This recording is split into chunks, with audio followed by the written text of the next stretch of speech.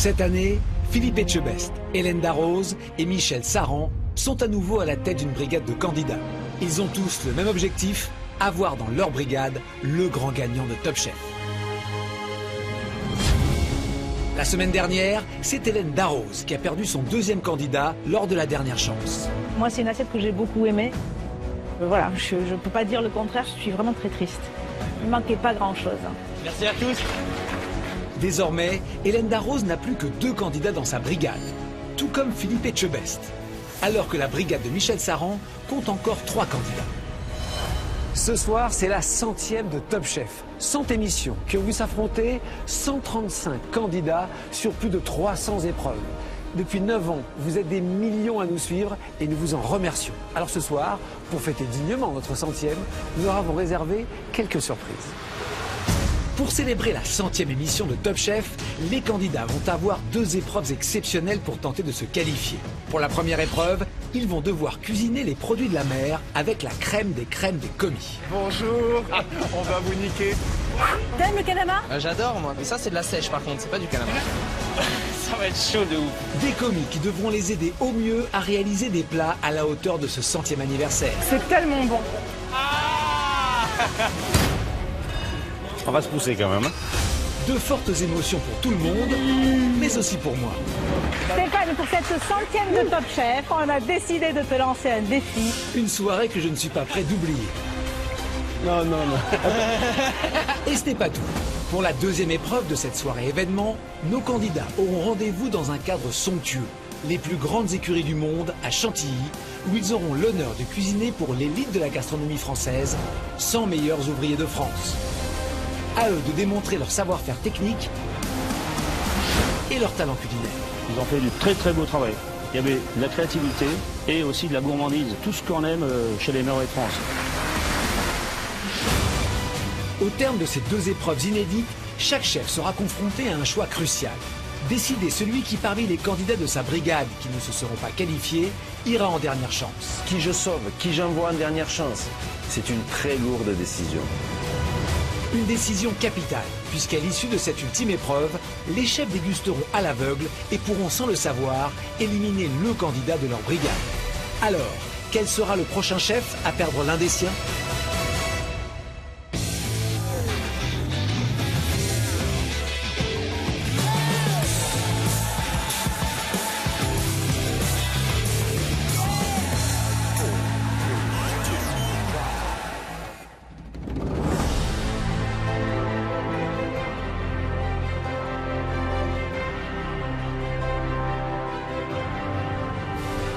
Chers candidats, cette émission n'est pas une émission comme les autres. Il s'agit en effet du 100e épisode de Top Chef. Je savais pas du tout que c'était la 100e, donc je me dis forcément qu'il va y avoir quelque chose de spécial qui se trame. Alors comme souvent dans les anniversaires, on accueille des amis. Vous allez chacun avoir un commis à votre disposition qui sera à vos ordres. Ah bon? Qu'est-ce qui va se passer? Qui va être commis avec nous? Enfin, là c'est le flou total. Mathieu, vous allez donc découvrir votre commis. David Ginola. Wow. David, Bonjour. Mathieu, David. Enchanté. How you doing, mate? Cool, man. You cool, man? Il est beau gosse, hein. Il est bien fait, il est musclé, mais est-ce qu'il sait cuisiner, là Mathieu, je pense que vous ne faites pas une très mauvaise affaire. David adore la cuisine, c'est vrai David? Je prétends pas être voilà, aussi bon que ces chefs-là, bien évidemment. Mais j'aime ça, je suis passionné et je cuisine pratiquement tous les jours. Cela dit, David, il va falloir quand même obéir. Mathieu sera le chef et vous serez le commis. Sir, yes, sir. D'accord. Ah là, je sens rassuré, là. Là, j'ai pas n'importe qui avec moi, là. Voici, Adrien, votre commis. Éric Antoine. Bonjour. Bonjour. On va vous niquer. Bonjour. Ils commencent déjà à faire des blagues à rigoler dans tous les sens. Ça va être compliqué. Alors, on a entendu que David Ginola cuisinait depuis des années. Et vous? Non. Je sais couper des légumes si on me dit comment les couper. Mais tu es tout petit. vous avez avec Adrien un candidat de grande qualité. Le meilleur. Vous allez tout écouter. Oui, un parce commis discipliné. La discipline, je pense que c'est la manière dont les gens me définissent de manière générale. Les gens disent ça. Adrien. Ouais, je crois pas du tout ce qu'il dit là. Ça a l'air d'être un enfant terrible quoi. Ça va être dur de le canaliser, surtout du haut de ses 2 mètres quoi. Il va rien écouter. Voici le commis de Vincent. Bonjour. Ophélie Meunier. Bonjour. Bonjour, Ophélie Meunier arrivée, toute jolie. J'ai une grosse bouffée de chaleur. Salut Vincent. Bonjour. Ophélie. Vincent, enchanté. Je sais pas qui c'est qui m'a mis avec elle, mais merci. Ophélie, bienvenue dans la cuisine de Top Chef. Merci. Je crois que Vincent a un peu rougi, mais ça c'est à peine vu. Ouais, c'est vrai. Ça se voit pas. T'es dégoûté, Adrien? Clément, voici votre commis. Génial. Bonjour. Bonjour Clément. Mac, on sent tout de suite en cuisine un frémissement dans la salle.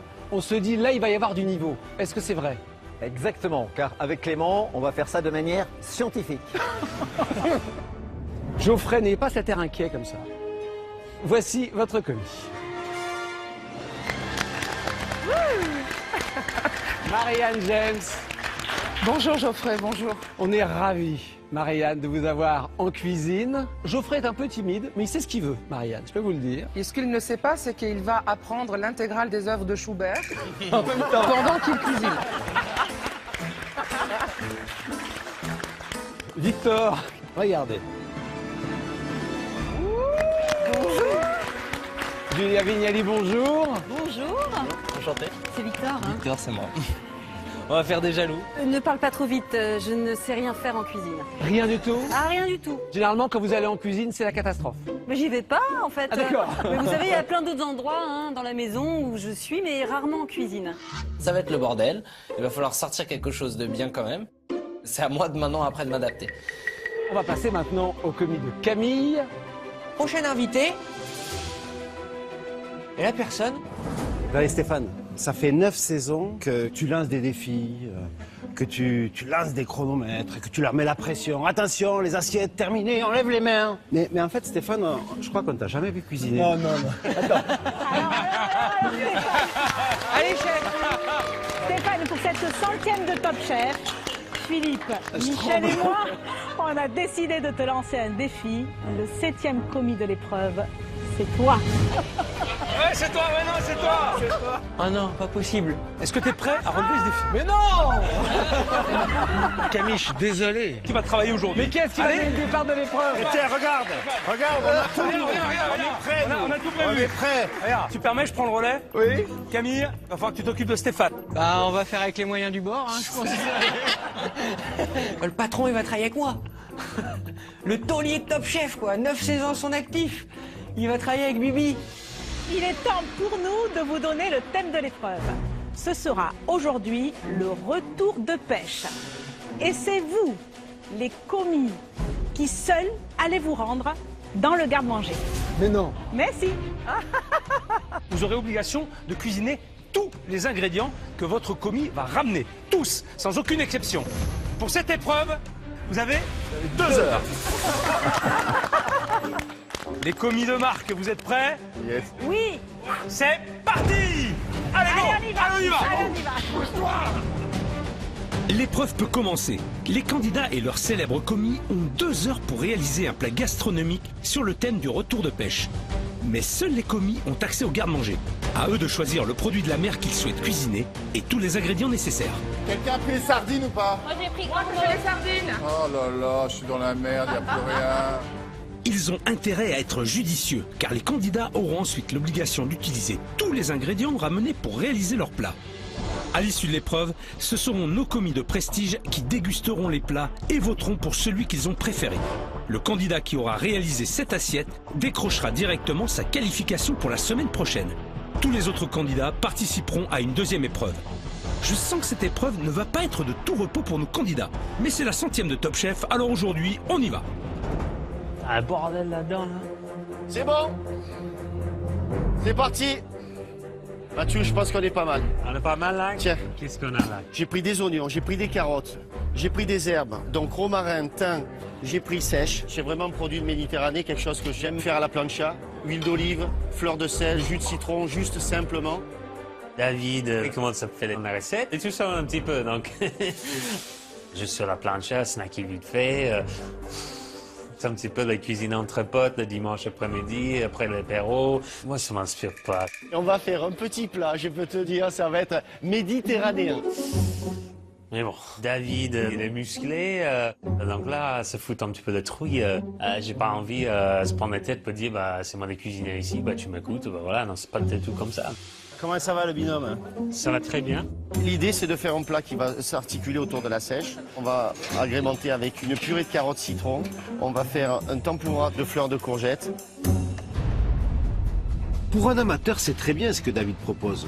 On sent qu'il sait cuisiner.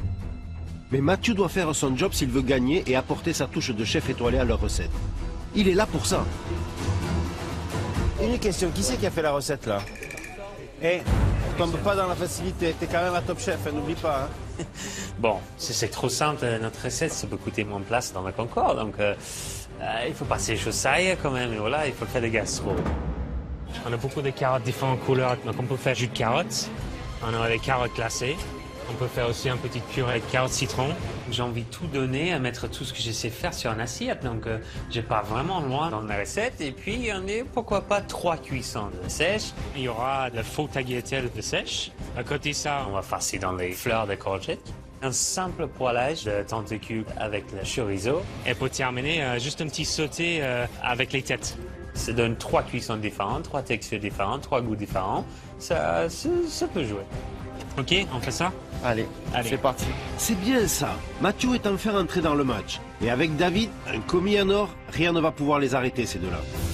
J'ai mis David tout de suite sur le taillage de légumes avec le chorizo. En fait, il y a un travail fastidieux de base qui est éplucher des pommes de terre, peler des carottes. Là, on travaille quand même dans la minutie, une petite brunoise.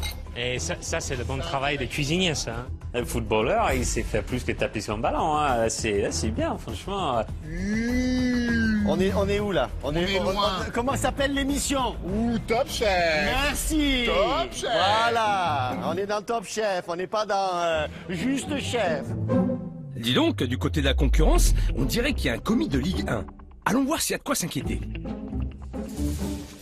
Qu'est-ce que tu vas faire avec ça? Avec ça, nous allons faire carottes romarin.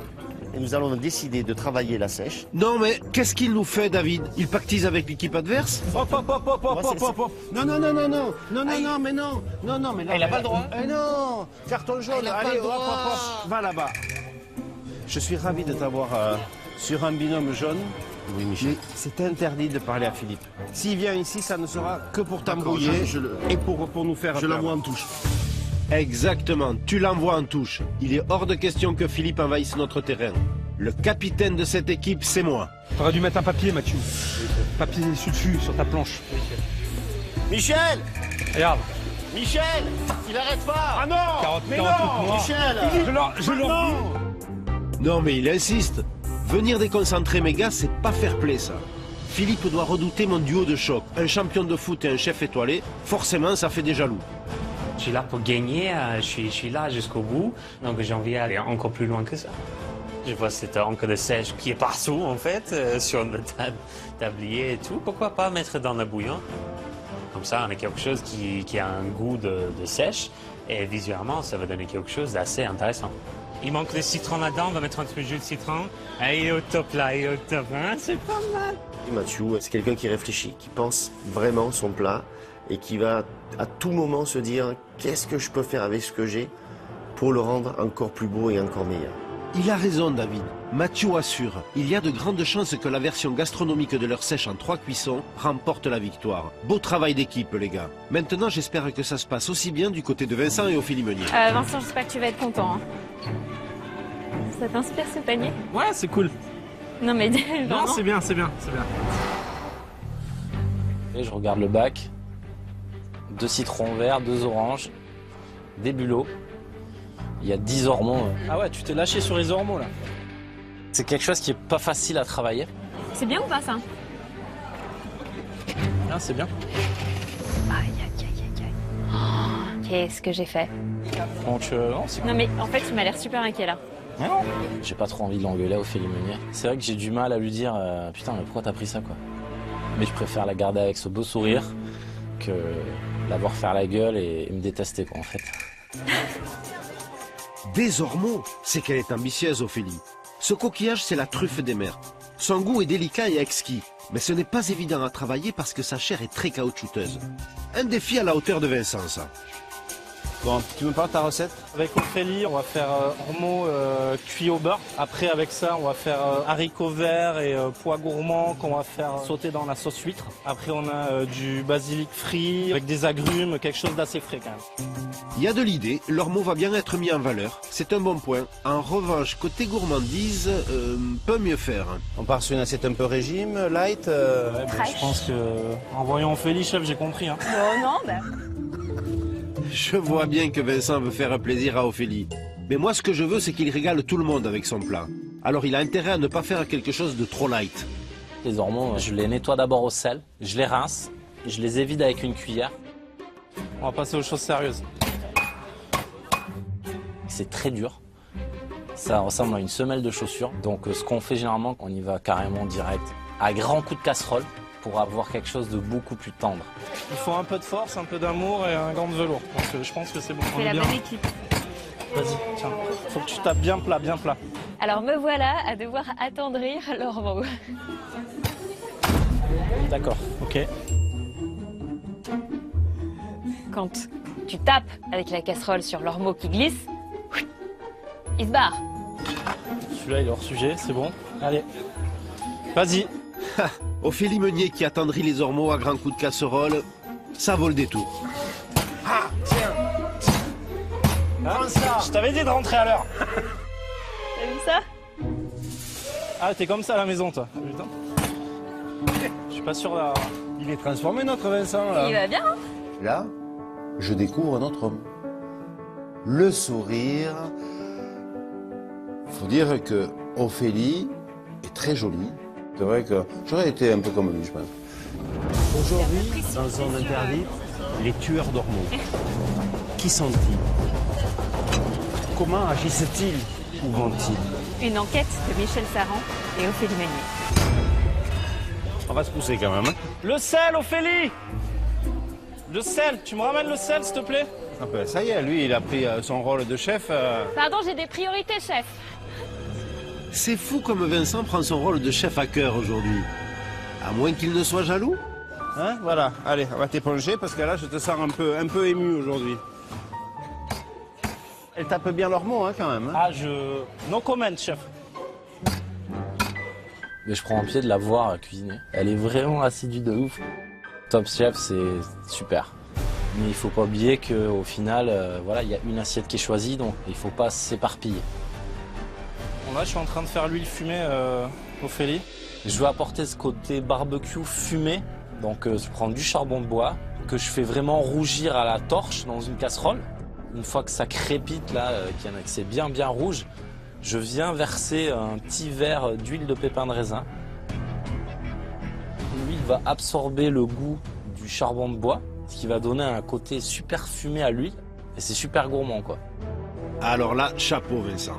Je ne sais pas si les beaux yeux d'Ophélie sont pour quelque chose, mais cette huile fumée va apporter la gourmandise qui manquait à leur recette et en plus de l'originalité. Ils ont bien bossé. Philippe, Hélène, vous fatiguez pas, hein, c'est ici que ça gagne. Hein. Il y a un niveau de culinaire là, exceptionnel. Et c'est qui va gagner? C'est les jaunes.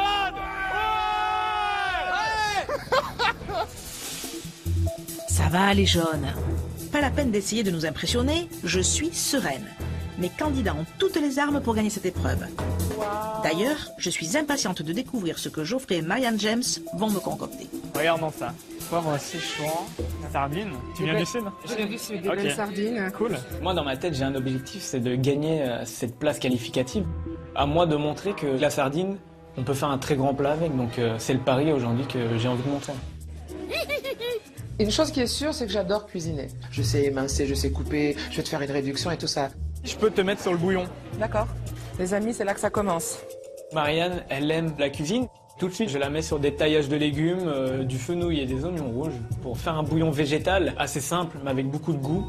Bah, à la maison, moi j'aurais piqué un clou de girofle et je l'aurais cuit comme ça. Mon bouillon, lui, il m'a bien dit émincer, donc j'émince. Marianne et Geoffrey partent sur un bouillon, je ne suis pas étonnée. Geoffrey est le roi du bouillon. Il nous l'a prouvé lors de l'épreuve chez Christian Lesquer, où son bouillon à base d'un fumet de lieu a subjugué le chef. Il est bon ce bouillon. Ah! Qu'est-ce que le niveau est élevé. Ou encore chez Marc Vera, où mon petit Geoffrey s'est une nouvelle fois distingué avec son bouillon d'herbe. Oui, ça change tout. C'est un super plat. Ah, j'en étais sûre. Maintenant, je suis curieuse de découvrir sa recette. Donc ton assiette, tu la vois, tu sais comment elle se dessine? Donc une sardine grillée au poivre de Séchouan, un caviar d'aubergine et un petit bouillon de fenouil oignon infusé avec citronnelle écrasée. Bon, je m'attendais à un bouillon un peu plus travaillé, mais je fais confiance à Geoffrey, il va trouver quelque chose.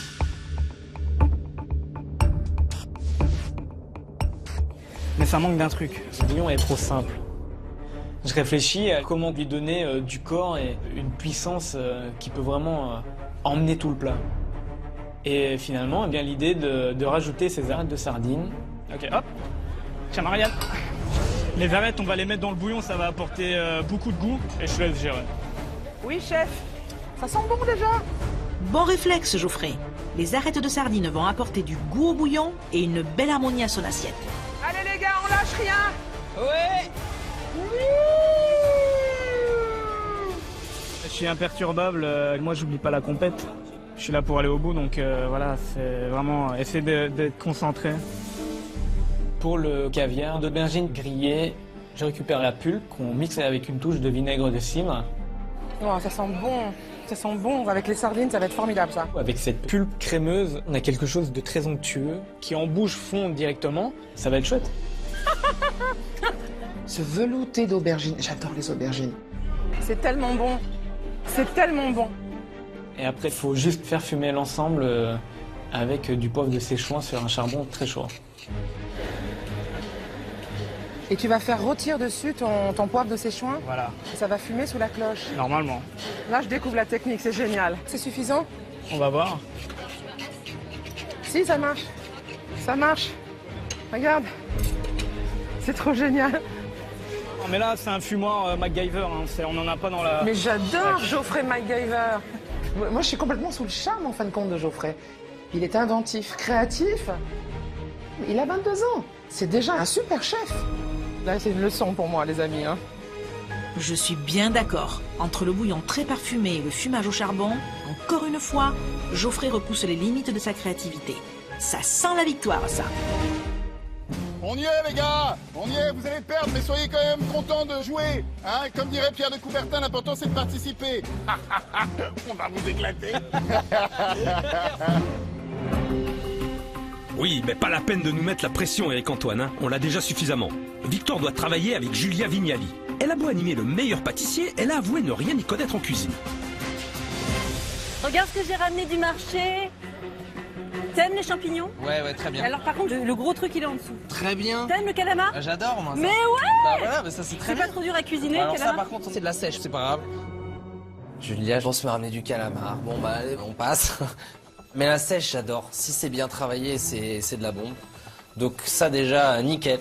Je me dis que les cerises, c'est pas mal. Tomates cerises, bon, ok, d'accord. Un peu de citron, j'ai pris de l'ail parce que j'aime bien tout ce qui est aillé. Je sais pas si ça va nous d'accord, servir. moi je visualise assez bien. En gros, tout ce qu'elle a pris, c'est cohérent et c'est des choses qui sont pas trop longues à travailler, donc ce qui est parfait parce que là j'ai quand même 2 paires de mains sur 4 qui sont novices. Victor a l'air de ne pas se démonter, mais je vais les garder à l'œil ces deux-là. Tu sais sur quoi vous avez parti au niveau de la recette? Le produit principal c'est la sèche, donc quadrillé, taillé finement en tagliatelle. Les trompettes de la morge, ça va venir sur cette tagliatelle comme des pickles pour apporter un peu d'acidité. Une autre tomate. Ah c'est bien ça. Purée de shiitake et les mange-tours, ça va apporter un peu de texture. Ok, elle me plaît cette recette. Victor s'inspire de son récent voyage autour du monde pour réaliser un plat original aux saveurs d'Asie. C'est très prometteur. Maintenant, reste plus qu'à gérer son commis. Et qu'est-ce qu'on va faire avec la coriandre? Il n'y a pas de coriandre. Ah, ça c'est que du persil. Julia, elle sait pas cuisiner, bah il va falloir que je m'adapte. Et je la mets tout de suite sur des tâches très simples. Je la lance sur les champignons. Comment ça s'appelle ça? Shiitake. Shiitake. C'est japonais? C'est japonais, ouais. D'accord, et ça a un goût comment très relevé? C'est l'umami, tu connais ça? Non, non plus, c'est quoi? C'est la 5e saveur. En fait, t'as le salé, le sucré, l'amer, l'acidité. Et l'umami, la 5e saveur. Ah, c'est drôle. L'umami, c'est vraiment ce goût très rond, très caractéristique que les Japonais utilisent beaucoup pour relever toutes sortes de bouillons ou quoi que ce soit. Donc j'espère vraiment que ça va payer par la suite. Dis donc, t'es un bon prof, toi, tu t'aimes bien transmettre. C'est l'un des aspects, à mon sens, les plus importants de notre métier, c'est la transmission. Si Julia peut faire quelque chose et que je peux lui apprendre quelque chose, bah, je le fais. Sur la cuisson de la sèche, tout de suite, je prends Julie avec moi pour lui montrer. On les fait toutes, hein? Ouais, on les fait toutes, ouais. C'est quasiment de l'instantané, c'est 2 minutes de cuisson terminées. C'est bon, Julia? Oui, on éteint le feu, et là, 10 secondes, tu m'as dit? 4, 3, 2, 1, vas-y. Pince à épiler. Tac. Ah, ça, c'est très bien, ça. Mais voilà, je sais, ça, c'est là, bien. c'est nickel, ça. Ah, Victor, il est jeune, il est déjà pour son âge extrêmement pédagogue.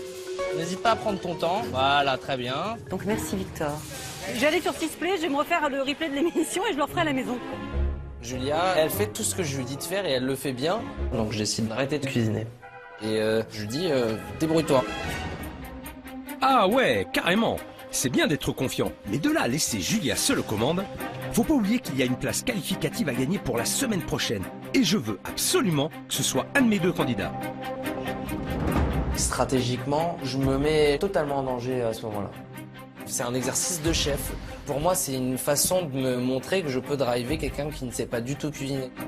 Après, qu'est-ce que je fais? Et vas-y, ça colore et vas-y, maintenant tu peux mettre tes champignons là. Lesquels? Ceux-là? Vas-y. J'ai peur, j'ai peur. Vas-y. Là, tu me les fais sauter comme une grande. Le geste, tu vas mettre vers l'avant et ensuite vers l'arrière, d'un coup. Voilà. Vas-y, vers l'avant, vers l'arrière. Voilà. C'est la chandeleur. Franchement, Victor assure. Il est patient, motivant et pédagogue. Et leur assiette avance bien. Au départ, c'était pas gagné pour Victor et Julia, mais là, franchement, avec ce que je vois, je suis bouche bée. Ce serait vraiment cool de pouvoir gagner pour la 100e. On pourrait rentrer dans l'histoire. Ah, moi, je veux bien rentrer dans l'histoire avec toi. Ça serait carrément l'escroquerie du voilà. siècle. En ce qui me concerne. Mais non, Julia, quand je vois ce que tu as fait avec Victor, tu peux être fier. Votre sèche aux saveurs asiatiques a toutes ses chances de remporter l'épreuve. De son côté, Camille n'aura sans doute pas à partir de zéro avec son commis. Bon, allez, alors. Avec 9 saisons de Top Chef à son actif, je pense que Stéphane doit s'y connaître un peu en cuisine. Enfin, j'espère. Oh putain. Là, je regarde le bac. C'est pas bien? Aujourd'hui, gros défi. Cuisiner avec un oignon, 2 écrevisses et un concombre. Vous avez 2 heures. Bon, t'as l'air catastrophé. Ouais. C'est vrai? Non, mais sans blague. Allez, c'est parti. Là, c'est horrible. Parce que je sais que la composition d'un panier, c'est un élément absolument fondamental dans l'épreuve. Mais bon, on a quand même Philippe Etchebest en chef de brigade, Camille qui est loin d'être un mauvais. Franchement, on est pas mal. Aujourd'hui, l'objectif c'est de gagner. Déjà parce que Philippe Etchebest, si tu le mets en colère. Alors Stéphane, merde. Ah oui, merde. Ok. Alors je fais partie de la brigade. Autant te dire que la pression est à son comble. En tout cas, t'as fait de bons choix. Je vois des écrevisses, ça merci. c'est intéressant. Je sais pas ce que vous avez prévu, mais c'est quoi l'idée? On va faire un petit tartare concombre salicorne avec un petit gel kumquat. Les petites écrevisses là, on va cuisiner les petites queues. Les têtes, on va faire une petite sauce Nantua. Pour faire une bonne sauce écrevisse. Je vais mettre Stéphane dessus. D'accord, ok. Très bien. Rien que pour voir Stéphane se débattre avec des écrevisses, je valide. Alors, qu'est-ce que je fais? Regardez, alors c'est tout simple. Tutoie-moi parce que sinon on s'en sortira pas. Alors là, vous allez châtrer. Ça s'appelle châtrer. Donc vous tirez comme ça et il y a le boyau qui vient avec. Hop. Ok, alors châtrer. Châtrer. Ouais, ça va, regardez. Ça pique en plus. C'est pas la petite qui va manger la grosse. Non, non. Là, je châtre les écrevisses, donc âme sensible, s'abstenir. Hein. Si je pouvais reprendre mon rôle le plus vite possible, ça m'arrangerait. Voilà, parce que je suis définitivement pas cuisinier. Vraiment pas. Ah putain, ça vient pas. Ouais, c'est marrant parce que là, Stéphane, il est mis au pied du mur comme nous tous les jours pendant... Ah, tu te venges là, hein, t'es content. Hein. Mais je suis avec toi, ça qui est embêtant. Pendant le concours Top Chef, donc ouais, je trouve ça plutôt marrant. Ah, regarde, j'ai réussi. Magnifique. Les écrevisses, elles sont bientôt terminées et je vais le lancer sur la sauce. Ah, c'est moi qui vais faire la sauce? Ah bah ouais, hein. Stéphane, c'est pas son dada, la cuisine, il aime bien manger, mais l'affaire, ça a pas l'air d'être trop ça, donc Va falloir être très pédagogue, comme ça on pourra faire quelque chose de. Là, j'ai lui qui chauffe, j'emmène déjà. Je les emmène là. Ouais, allez, je vous ramène le reste. Je prends ça. Ouais, et vous attendez que l'huile soit bien chaude. Il veut toujours pas me tutoyer, y a rien à faire. C'est trop de respect. Mais je peux pas vous tutoyer, Stéphane. Depuis que je suis gamin, je vous regarde à la télé. J'ai un grand respect pour vous. Voilà, c'est tout. C'est vous et point barre. Ça y est. Première tâche, deuxième tâche. Ça y est, baptisé. Camille, on est bien ou pas? On est pas mal, on est pas mal. Et hop, et puis maintenant, on va flamber. Attendez. Vas-y, allez-y.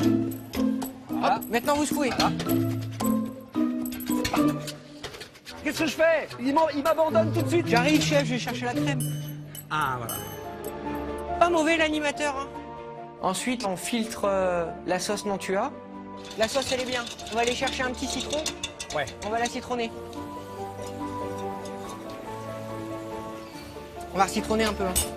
Aujourd'hui, avec Stéphane, on mise tout sur notre sauce Nantua. Enfin, que ça pète, quoi. Faut quelque chose de gourmand et que les gens y retournent encore et encore. Elle va être bonne. Ça va être canon, ça. Elle va être bonne. Eh, vous emballez pas les gars, hein. Vu tout le citron que vous êtes en train de mettre dans votre sauce, je demande à voir. Ça scie la mort. J'ai envie de t'en coller une.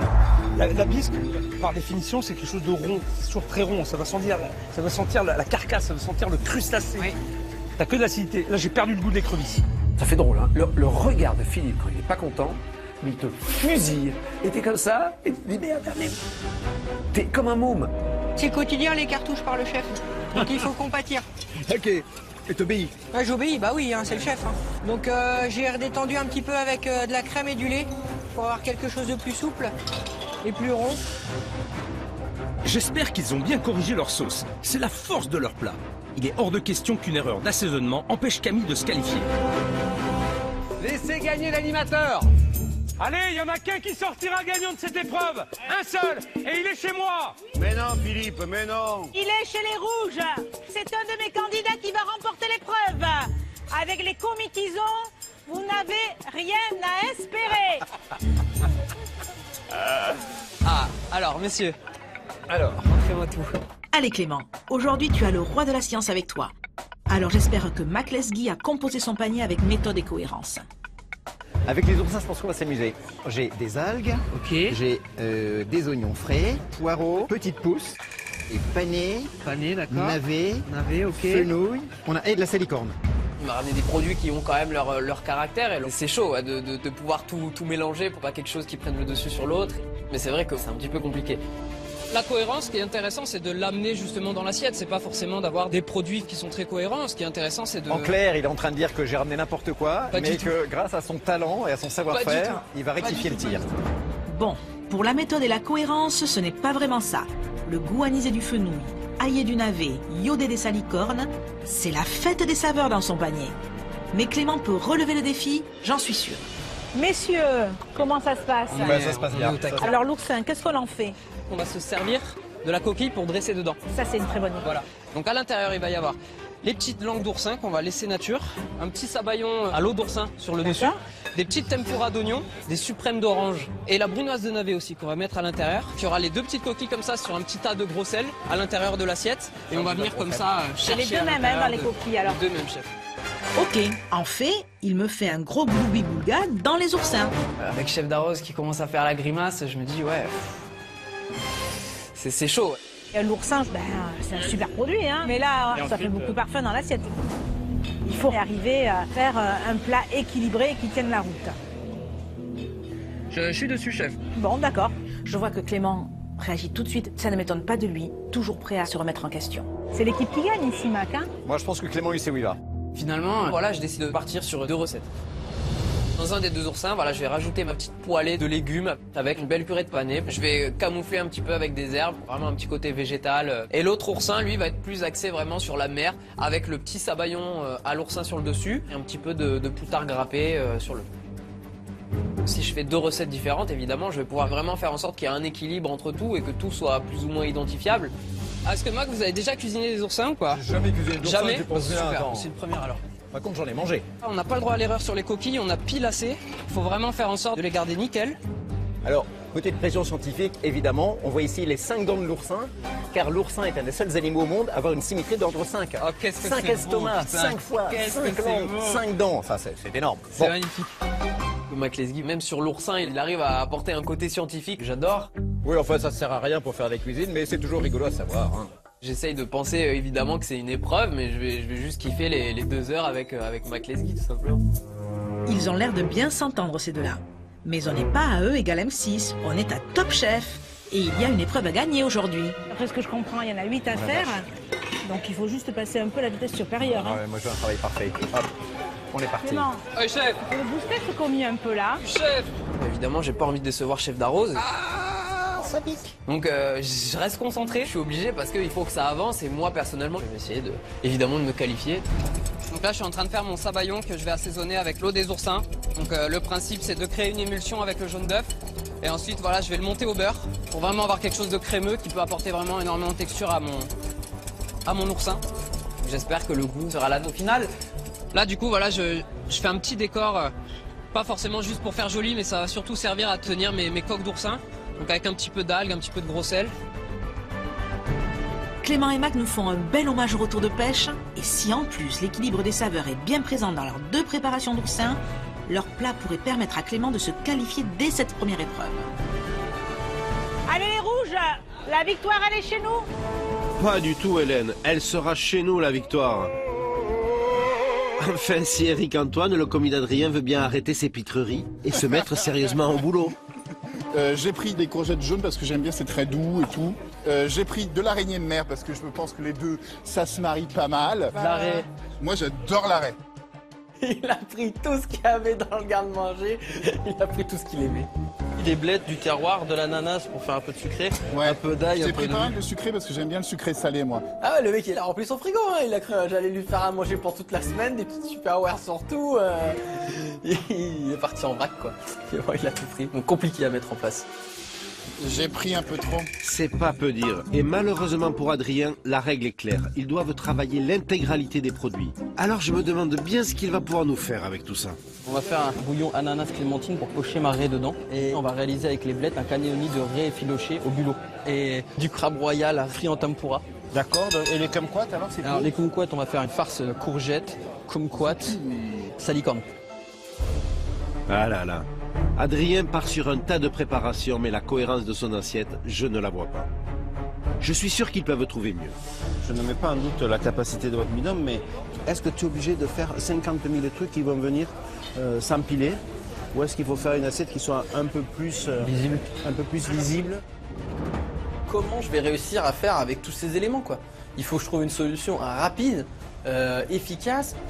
Est-ce que je ferais pas juste une grosse ballotine de blettes au bulot, crabe royal, raie, avec à l'intérieur kumquat, salicorne? Bonne idée la ballotine. Comme ça, il se concentre sur une seule préparation, mais avec beaucoup de goût. Tu nous fais une jolie petite ballotine, vas-y, et tu nous fais une belle farce avec tous les éléments. Tu nous fais une belle farce, d'accord? Le chef. Et pas de mauvaise blague. Okay. Le chef. Maintenant qu'Adrien a résolu un problème, il va devoir en gérer un autre. Le tempérament explosif d'Éric Antoine. Regarde ce que tu fais. Tu vas prendre ça, tu vas aller à l'évier là-bas, tu vas les rincer tout doucement. Ok, pour pas les casser. Pour pas les casser. Ok. C'est bon, je maîtrise la situation, c'est tout bon. Quelle belle blette! Éric Antoine, c'est un élève dissipé. Hein. La moindre mouche qui passe devant lui, le moindre papillon, c'est parti quoi. Ah, il est en train de faire le zoo avec les feuilles de blette, c'est un truc de fou. Check fist. Et bim! En fait, il va déstabiliser tout le monde. Il passe à côté de quelqu'un, il voit un truc, une casserole, un poivre, des légumes, un truc qui peut pas s'empêcher de faire une farce. Regarde bien ce que je vais faire. Oh, nous a volé. Viens ici. On va vous éclater. Viens ici, chapardeur. Même ma fille qui a 9 mois qui pleure, elle me fatigue moins. Hein. C'est un... Tu la vois? Je la mets là. Oh. Et là, je vais commencer à réaliser ma ballotine de blettes. C'est un peu chaud, c'est un peu chaud, j'ai quand même beaucoup de choses à faire. Il faut qu'il prenne le dessus, Adrien, absolument. Hein. Là, il faut qu'il s'exprime, il ne faut pas qu'il se fasse écraser par ce mastodonte à côté et qu'il lui mette la pression. Garde la tête sur les épaules, bien concentré, parce que j'ai peur que tu sois un peu perturbé. Éric Antoine, C'était bien beau de rigoler pendant 40 minutes avec les copains et tout ça, mais maintenant il va falloir faire le taf. Là, ce qu'on va faire, on va les défilmer toutes nos petites ravioles. On va les laquer à l'huile d'olive. C'est très fragile, donc attention quoi. Là, je te donne vraiment une mission, hein, mon chef. C'est la plus importante. C'est la pièce principale pour l'assiette. Là, c'est le moment de vérité quoi. Là, il m'a confié la mission où on peut faire une bêtise et on peut ruiner 2 heures de travail. Donc est-ce que c'est la plus importante? Non, mais c'est la plus stressante, ça c'est sûr. C'est la plus grosse responsabilité du plat, de ne pas casser la sphère. C'est bon, je maîtrise la situation, c'est tout bon. En fait, je pensais que j'arriverais pas à capter une seule fois son attention. En fait, au final, quand il décide de se mettre dans quelque chose, il se met à fond, il est très attentif. Je dirais même qu'il est très minutieux. Voilà, parfait, c'est exactement ça qu'il fallait faire, mon chef. C'est un très bon binôme, il avance bien, il bosse bien, c'est bien. Ça y est, Adrien a réussi à s'imposer et à dompter la fougue d'Éric Antoine. Leur assiette est épurée et très élégante. Et franchement, avec tous les ingrédients ramenés par Éric, c'était pas gagné. Attention tout le monde, dernière minute. Un seul qualifié sur cette épreuve. Tous les autres partiront sur la deuxième épreuve. 20 secondes, il vous reste 20 secondes pour une place qualificative.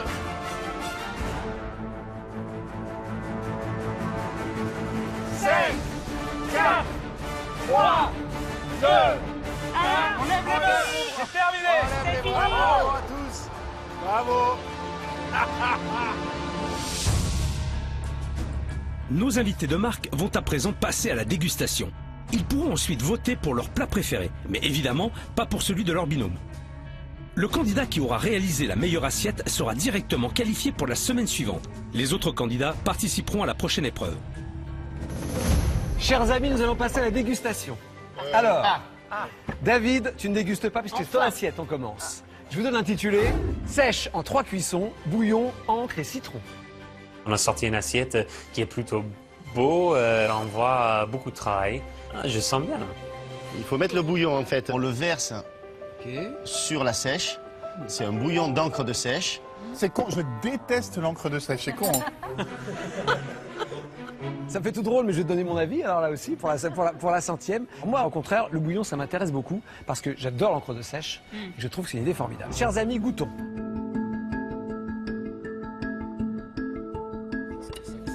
Oh, c'est dingue. Cette petite poudre qui fond dans la bouche, c'est très malin parce qu'on est surpris. Tu t'attends à quelque chose de sec et en fait, ça fond instantanément. Je trouve ça vraiment formidable. C'est bien d'entendre des trucs de Stéphane. En fait, c'est le jus de cuisson du chorizo, de la sèche et des courgettes qui est mélangé à une farine spéciale. T'as un bon il est bien compris. T'as un bon commercial là.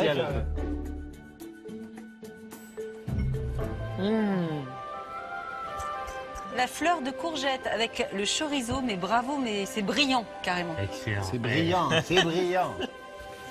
Ouais, ça fait plaisir. Après, je trouve que le bouillon d'encre est un tout petit peu fade. Moi, David, t'as pas assez donné. Très bien. Bravo. Merci. Bravo, Mathieu. Merci, David.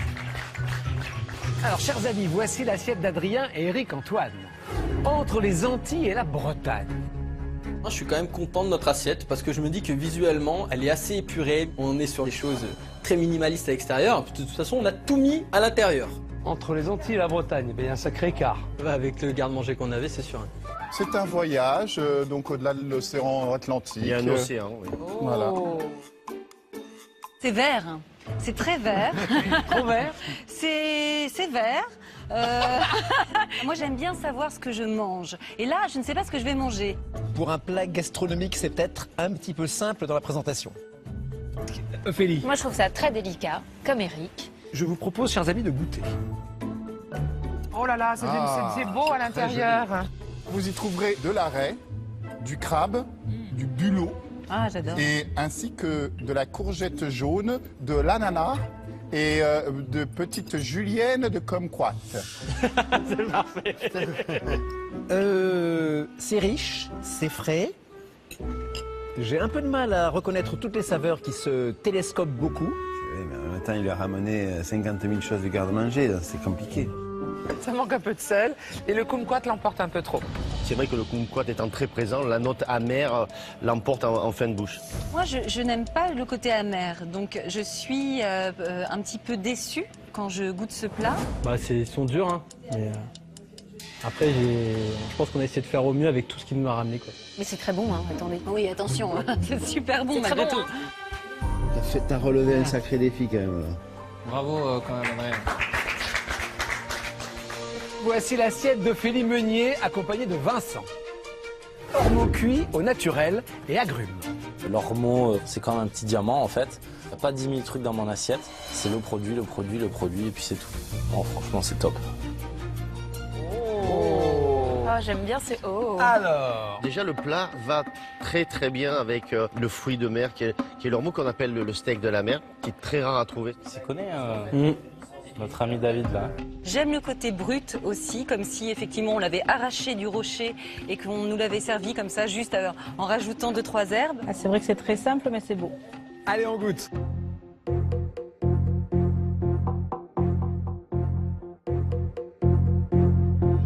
Ophélie, c'est délicieux. Mais vraiment, c'est très très bon, très délicat. C'est un peu une cuisine de meuf. C'est-à-dire que, Qu'est-ce que ça veut dire, ça? Ça veut dire que tu t'as faim après, mais c'est d'une fraîcheur très intense. Ben là, tu vois, le goût continue à m'habiter et ça m'amène du sourire. Donc c'est une cuisine souriante. C'est grand. Ah, merci. L'assaisonnement, c'est vraiment parfait. Ça fait plaisir. Si on peut créer une émotion quand on fait quelque chose à deux, c'est le principal. Est-ce qu'il y a un peu de noix de coco dedans? Non, en fait, il a fait de l'huile de charbon. Et ce petit l'huile de goût un peu charbon? fumé. C'est vrai. Mais c'est parfait. Et ça donne un goût exceptionnel. C'est remarquable. Bravo. Bravo. Merci Ophélie. Voici l'assiette réalisée par Clément et Mac. Promenade sur un banc d'oursin. Je suis un petit peu stressé parce que c'est toujours très compliqué de créer des harmonies comme ça sur des produits qu'on n'a pas choisis. C'est qui tout double, soit ça passe, soit ça casse. Mais écoutez, ces deux petites demi-boules sont très ludiques. C'est élégant, c'est racé, c'est raffiné à l'image de Mac. Alors moi je suis fan des oursins. Moi l'oursin, à la base, je l'ai toujours mangé très simplement. Ah, comme ça, juste à la cuillère. Voilà. Alors c'est le problème, c'est quand on adore ça, on l'aime nature. Et il y a tellement de choses que j'espère qu'on va pas perdre le goût de l'oursin qui est tellement magique. On veut l'oursin. L'oursin est absent. Et il est dur, il est critique. C'est un client exigeant. Hein. Alors moi, je suis pas d'accord avec toi, David. Je retrouve l'oursin, vraiment. Je suis pas frustrée. Mais en revanche, à côté, c'est très acide. Hein. Je suis content parce que ça fait un plat moins bon que le mien. Donc, au moins, je suis pas le dernier. Alors Ouais. moi, j'aime beaucoup. Ah bon? Oui, parce que finalement, alors c'est vrai que j'aime bien l'oursin, mais j'accepte l'idée de ne pas avoir que de l'oursin. Moi, je me suis régalé. Du beau travail. Il y en a qui aiment pas trop, il y en a qui aiment. Voici l'assiette de Geoffrey et Marianne James, la sardine en liberté, n'est-ce pas? Oui, elle est. On a un dressage pas très net, mais j'espère qu'il sera complètement effacé par le goût incroyable du bouillon. À voir. Ça vous avait l'air surpris. Écoute, on devrait se croire au bord de la mer, puisqu'on joue la mer. Mais là, je me crois dans une petite forêt, il y a des petits troncs d'arbres. Là, on ne sait pas trop ce que c'est. Je pense pas que la qualité du plat soit le visuel premier, mais en même temps, c'est assez festif. Mais en même temps, tu vas pas faire la fête très longtemps. Voilà. Oh la vache. La taille, hein. Moi, qui vais souvent en Asie, il y a beaucoup de bouillons de poissons en Asie, comme ça. Je pense qu'il faut noyer et ça, il peut y avoir toutes ces saveurs qui se mélangent. Je pense qu'on n'est pas à l'abri d'une très bonne surprise. Exactement. Merci Stéphane, elle a compris l'assiette. Bon, on goûte.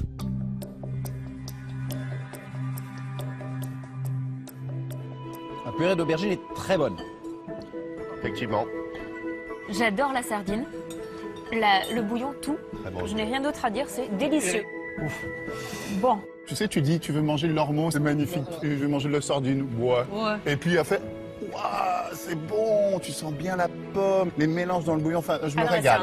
Je trouve que c'est super bon, que tout est dans le bouillon. Et je regrette l'air dubitatif que j'ai pris en regardant ce plat la première fois. Merci, Pardon, Julia. Marianne. Ouais. Là, je suis en Asie, je suis parti. J'adore cette assiette. Eh oh, Bravo, bien. papa. Bravo. Je pensais que c'était David qui allait gagner, mais franchement, tu l'as éclaté. Chers amis, voici l'assiette de Victor et Julia. Sèche, shiitake aux tomates à l'huile de persil. J'ai pris pas mal de risques avec Julia, qui sait pas cuisiner, mais au final, c'est bien fait et c'est bon. Alors je crois qu'on a une instruction, Julia, par rapport à la petite sauce qui est à côté.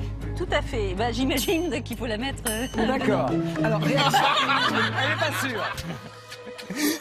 Moi, évidemment, en tant que scientifique... Le tube à essai, c'est formidable. Alors, c'est pas un tube à essai, mais exactement, ça s'appelle un Erlenmeyer. Voilà. J'ai hâte de goûter ça. Parce Ça, que c'est terrible. Parce que là, c'est très surprenant. Ça va leur plaire, je pense. Petit bouillon de tomate, c'est je pense léger. que ça va plaire. Donc c'est bon. Délicieux. C'est absolument délicieux. Alors là, je trouve qu'on sent mais le goût de la sèche, mais à la perfection. C'est très bon. C'est exactement ce que j'attendais. La fraîcheur et de la gourmandise. C'est bien, c'est bien. Hein. Pas de réserve?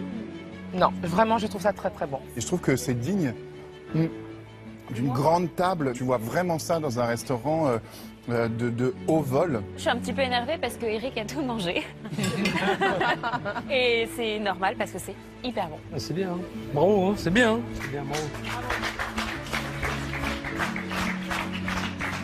Place à la dernière assiette. Chers amis, voici le plat réalisé par Camille et votre serviteur. Ah, et le patron. Ah. Les écrevisses aux agrumes de la 100e. Depuis le début de Top Chef, j'ai pas mal progressé en dressage, je suis super content. Mais si on sent passer le goût d'écrevisse dans la bisque, c'est foutu quoi. Le visuel est parfait. J'adore la petite tuile avec le petit morceau de persil. On voit la composition en étage. C'est très beau. Ça claque bien. Hein. Il y a un côté un petit peu soucoupe volante. On sent que le plat vient d'ailleurs. Vous pouvez faire des réserves, hein, Ophélie. Non, franchement, c'est Oui, très non, beau. Il y a rien à les dire. couleurs, le noir et la couleur de l'écrevisse, Ouais. c'est bien vu. Faut que le goût suive, le visuel est là maintenant, faut que ça soit bon.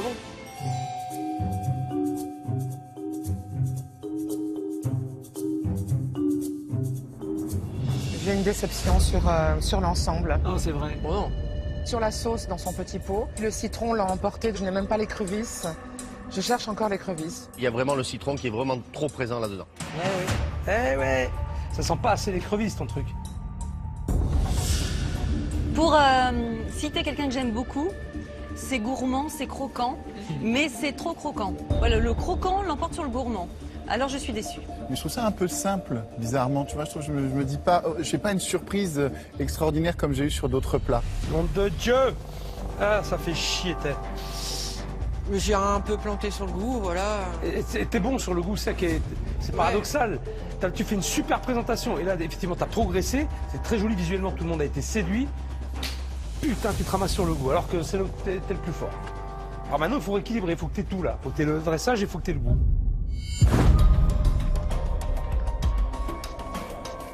C'est l'heure du verdict. Nos 7 candidats vont assister au vote de nos jurés VIP. Alors, qui sera le premier qualifié de cette 100e émission de Top Chef?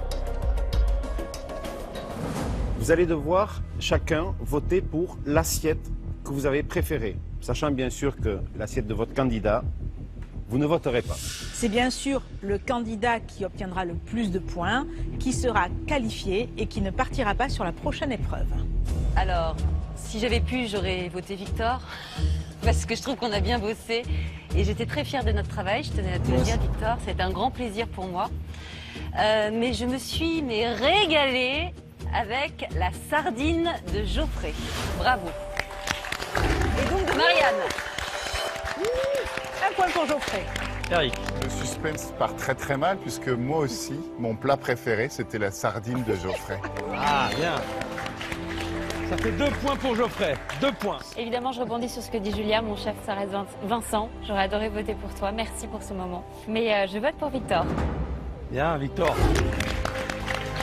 Ça fait donc 2 points pour Geoffrey, 1 point pour Victor.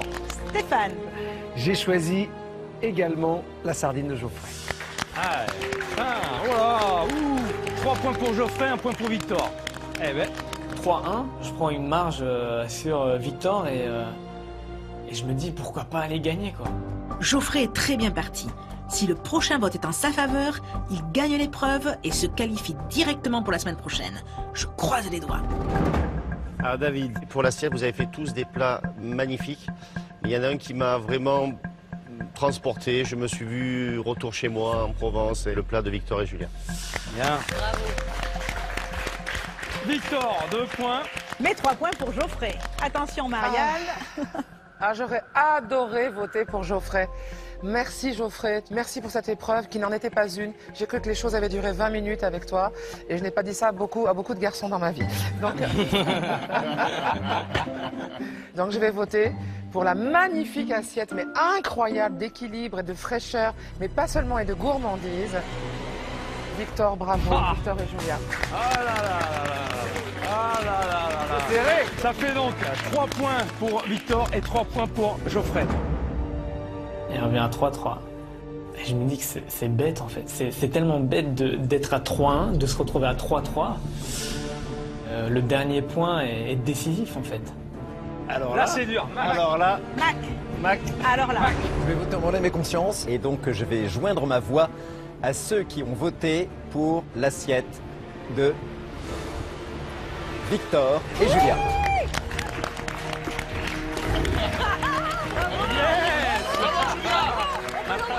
Ah mais tu peux aller l'embrasser. Bravo Victor. Ah c'est top. Merci. Bravo à tous. Ouais. Mais là, j'arrive pas à y croire. Bah, énorme, je suis super content quoi. C'était la 100e, donc hyper honoré, ravi et j'ai vivement la suite là.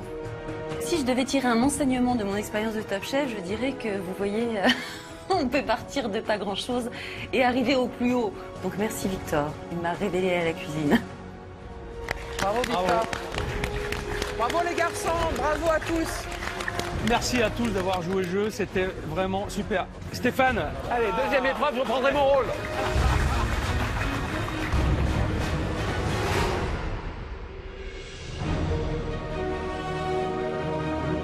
Place à la deuxième épreuve pour cette 100e émission. Les candidats ont rendez-vous dans le cadre somptueux du domaine de Chantilly où ils vont devoir relever un défi hors du commun face à un jury encore jamais vu dans Top Chef. On est dans une arène exceptionnelle. Je me dis que voilà, on va être des gladiateurs et soit tu marches ou soit tu crèves.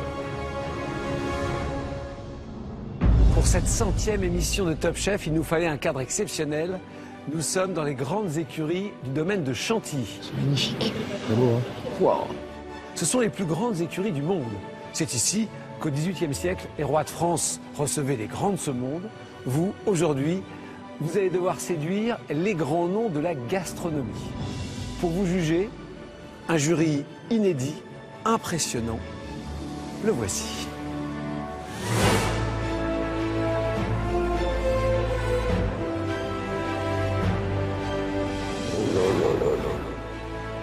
Et là, un par un, sortent des cols bleu, blanc, rouge.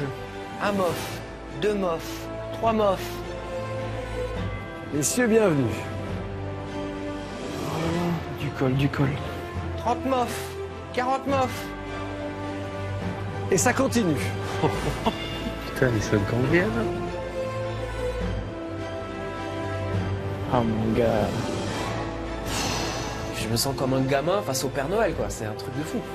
T'as que du lourd. Moi, c'est mon rêve ultime de devenir meilleur ouvrier de France.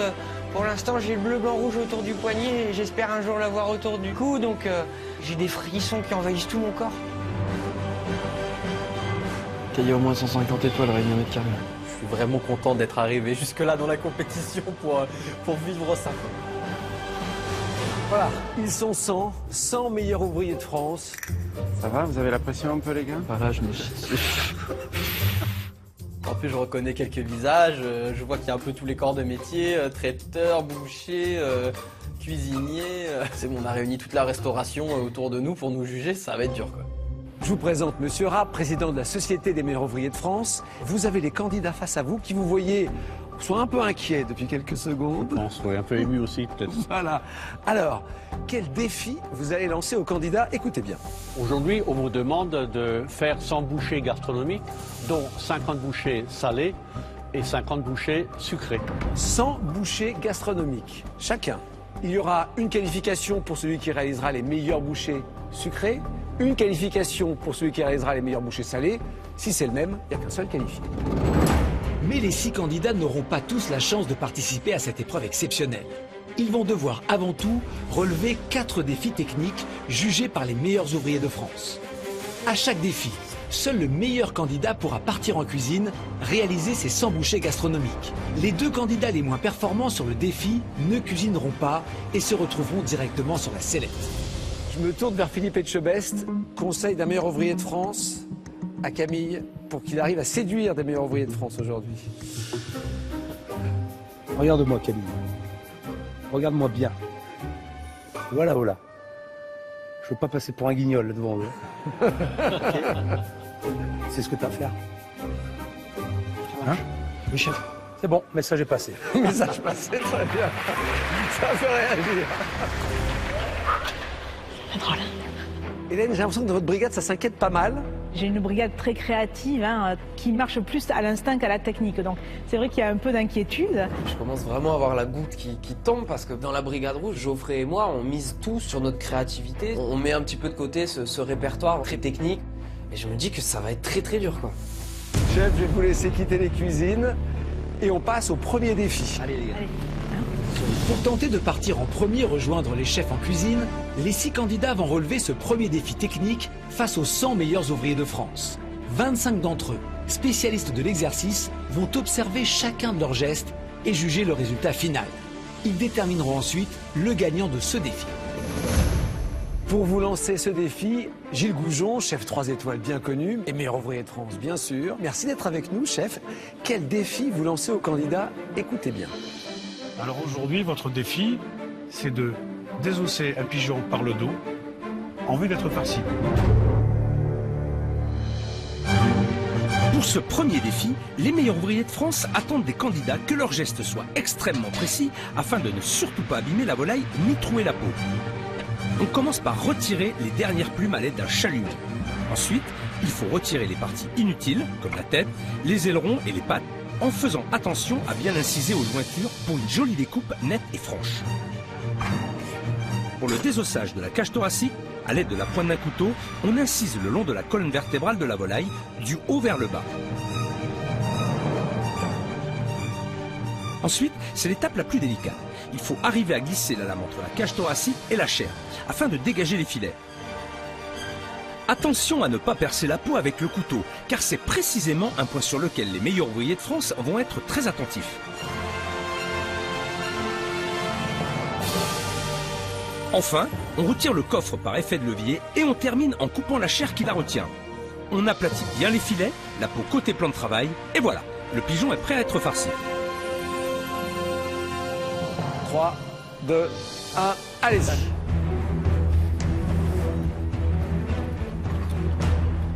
Je maîtrise énormément cette technique. Je suis serein là, sans problème. Ouais, pour moi, c'est pour moi celui-là.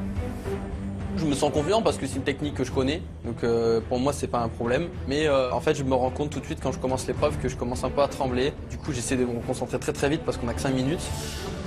J'ai jamais désossé un pigeon par le dos, hein. C'est hyper dur. En plus, les meilleurs ouvriers de France, ils sont tous à nous regarder. Bah, ça met une pression énorme.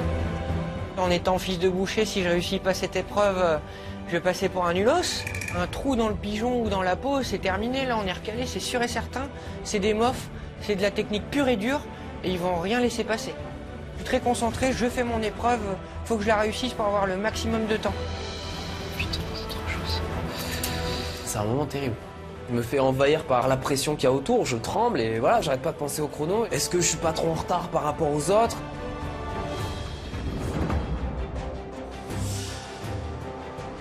Geoffrey? Je sais pas faire.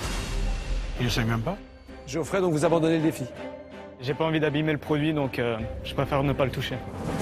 Quand on a un défi, quand même, c'est obligatoire de le faire, non? Forcément, on se sent tout petit, j'ose même pas les regarder dans les yeux, je regarde le sol et je veux vraiment manquer de respect à personne, c'est juste que j'ai fait passer le respect du produit avant le massacre. Attention, 2, 1, top, c'est terminé, on s'arrête. Clément, Vincent, Adrien, c'est terminé. Les meilleurs ouvriers de France vont juger les réalisations techniques des candidats. À eux de déterminer qui a le mieux réussi.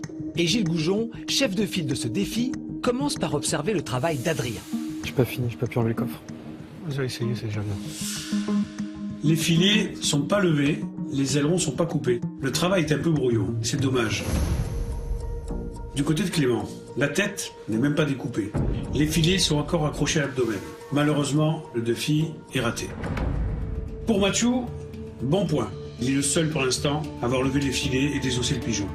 Bon, en revanche, le travail manque un peu de précision. C'est dommage. Ah, voilà Camille. C'est pas mal du tout. Les suprêmes sont nets, on sent que l'exercice est bien maîtrisé. Bravo Camille. Le pigeon de Vincent. La cage thoracique est bien désossée. On note un bel effort sur les filets mignons qui sont bien détachés, bien propres, bien nets. Geoffrey. Il a abandonné. Bien évidemment, il ne sera pas sélectionné. C'est pas normal. C'est pas normal. Il y a 100 millions de France qui sont déplacés et vous ne le faites pas. C'est pas normal. Je voulais pas gâcher le produit, chef. Non, non, c'est trop facile. Je trouve ça vraiment scandaleux. C'est pas bien.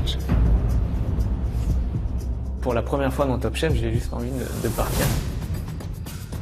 C'est un très très très mauvais moment, le plus mauvais moment que j'ai vécu peut-être dans toute ma vie.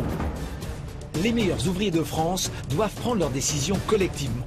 Le candidat qui remportera ce défi pourra immédiatement rejoindre les chefs en cuisine pour réaliser 100 bouchées gastronomiques. C'est quasiment unanime, donc ça va. Visiblement, la fumée blanche vient de sortir. Gilles, ça y est, le verdict, c'est sûr? Oui. D'accord. Et donc, la victoire, ça sera pour celui qui a vraiment sorti le plus beau pigeon.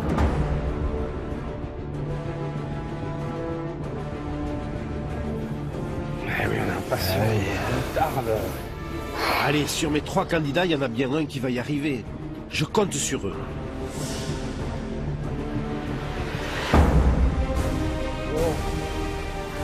Camille arrive, j'en étais sûr. Camille, je suis fier de toi.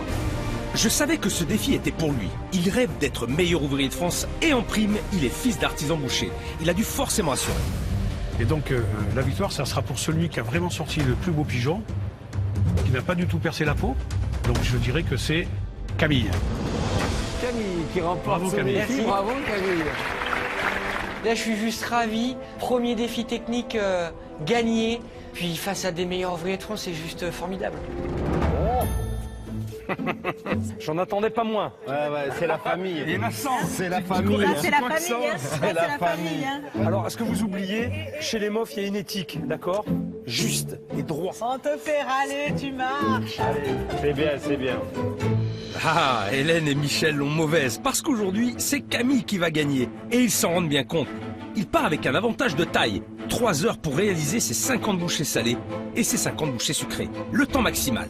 Décidément, cette 100e de Top Chef porte bonheur à la Brigade Bleue.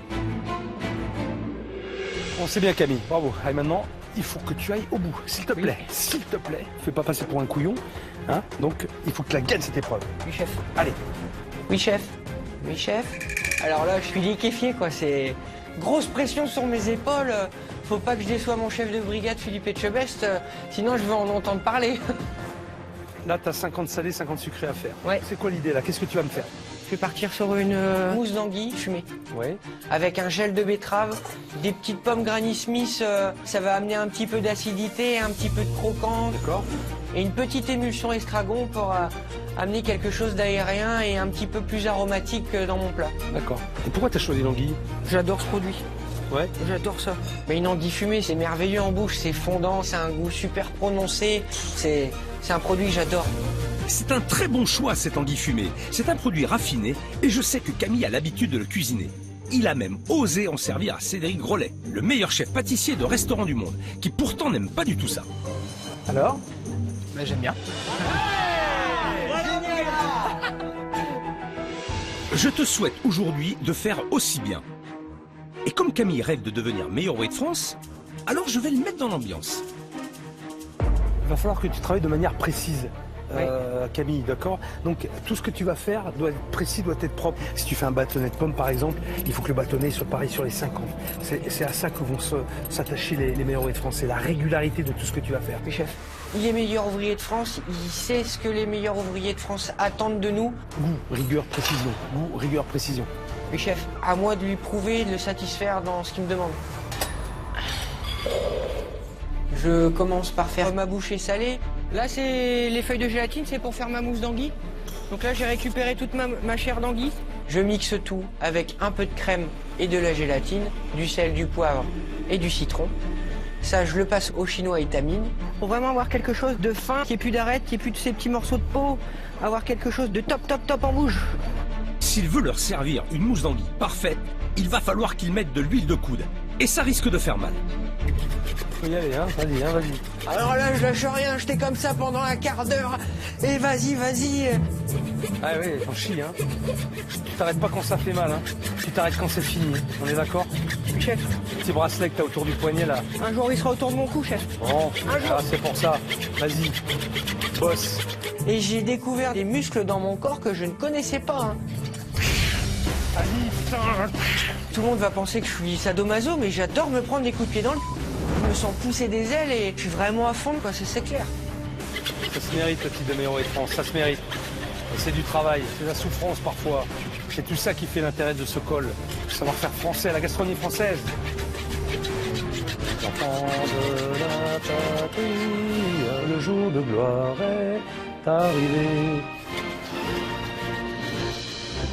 Voilà, c'est pas mal ça, qu'elle est fine cette petite mousse d'anguille. C'est bien Camille, la technique est là. Et côté goût, la légèreté de la mousse d'anguille va parfaitement s'associer à la sucrosité de la betterave et de la pomme. Cette bouchée peut lui permettre de gagner sur le salé et de se qualifier pour la semaine prochaine. J'ai mes bouchées salées, voilà, je suis super content et je décide de partir sur ma petite bouchée sucrée. Et oui, et t'as intérêt à assurer de la même façon parce qu'aujourd'hui, je vise haut et je veux aussi que tu rafles la mise sur le sucré. Sur le dessert là. Donc je pars sur une panna cotta infusée estragon basilic. Ouais. Avec des petites rhubarbes pochées dans un sirop, avec de l'anis étoilé et un petit tronc. Un petit coulis de fruits rouges mûrs fraises. Et au-dessus un petit crumble à la cassonade. Ça a amené mon petit croustillant avec la panna cotta. C'est bien Camille, c'est bien. Parfait, sa recette est maligne. Les associations de saveurs sont originales et elle est adaptée à la quantité importante qu'on lui demande aujourd'hui. S'il reste organisé, ça va le faire. Donc là, c'est ma base de panna cotta, c'est ma crème qui est en train d'infuser avec ma vanille, mon basilic et l'estragon. Ça va bien marcher, ça va avoir du goût. Attention. Ah, allez là, boum, 10 points de moins là. Bah, moi je te note 10 points de moins. Boum. Putain, il faut être hyper précis dans ces gestes, Camille. Chef. Vraiment, j'y tiens. Chef. Fais-moi plaisir, Camille. Là, c'est gros coup de pression encore une fois. Mais le chef, il a raison. Être meilleur ouvrier de France, c'est des gestes précis, nets. Enfin, c'est la perfection. Donc, j'ai pas le droit à l'erreur. Cette épreuve, elle est dure, mais c'est du kiff. Hein. Je crois que ce soir, je vais faire un bon gros dodo. Câlin à maman et dodo. Le câlin à maman, ça va pas être pour tout de suite. Parce que non seulement je veux que Camille gagne aujourd'hui, mais je compte bien le garder avec moi le plus longtemps possible et l'amener jusqu'en finale. Allez Camille, dis-moi que tu me sors un truc de fou. Pour la 100e de Top Chef, là, elle est pour Bibi, là, c'est l'équipe bleue. C'est l'équipe de Philippe Etchebest. Voilà, c'est ce que je voulais entendre. Talagnac. Maintenant, je compte sur toi pour garder cette exigence jusqu'au bout. Et les candidats d'Hélène et Michel vont pouvoir se faire du souci. Retour dans l'arène pour le deuxième défi technique. Parmi les 5 candidats restants, celui qui remportera ce défi pourra rejoindre Camille en cuisine. À eux d'être performants, car aujourd'hui 2 candidats ne cuisineront pas et se retrouveront directement sur la sellette. Philippe Urraca, merci d'être avec nous. Quel défi vous lancez aux candidats? Messieurs, aujourd'hui vous êtes dans un lieu mythique. On est à Chantilly, donc vous devrez réaliser de la crème chantilly à la main. Ensuite, décorer un entremets avec une poche à douille Saint-Honoré. Une crème chantilly, c'est de la crème fraîche liquide et du sucre glace. Techniquement, c'est très simple, à condition de connaître les règles de base. Pour garder la fraîcheur et que la crème monte plus vite, l'astuce est de la monter dans un saladier disposé dans un récipient rempli de glaçons. Ensuite, on fouette en se servant uniquement du poignet et non pas de la force du bras. Le but est d'intégrer de l'air pour que la chantilly soit la plus légère possible. Une fois que la chantilly commence à devenir ferme, on ajoute le sucre glace et on fouette à nouveau jusqu'à ce que la crème s'accroche bien aux branches du fouet. Puis, on passe à l'épreuve délicate du pochage avec une douille Saint-Honoré. Attention, la fente spécifique de la douille Saint-Honoré doit être sur le dessus. Le but est d'obtenir des quenelles régulières et élégantes. Et pour les réussir, il faut exécuter des gestes francs et rapides avec une légère rotation du poignet. À la fin, la génoise doit être intégralement recouverte. 10 minutes d'épreuve, vous êtes prêts? C'est parti. suis pas pâtissier, hein, mais monter un chantilly, je sais faire. Hein. On met des glaces, on refroidit bien le bol, les crèmes bien frais dedans. Et là, tu vas, mon pote, tu commences à fouetter, tu fais tout ce que tu peux, tu donnes.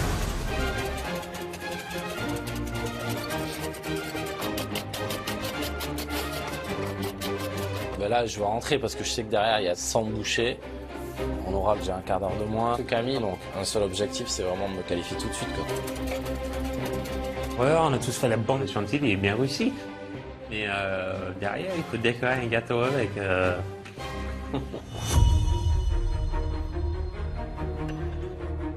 Alors évidemment, bon, monter une chantilly, c'est très facile, mais c'est le pochage.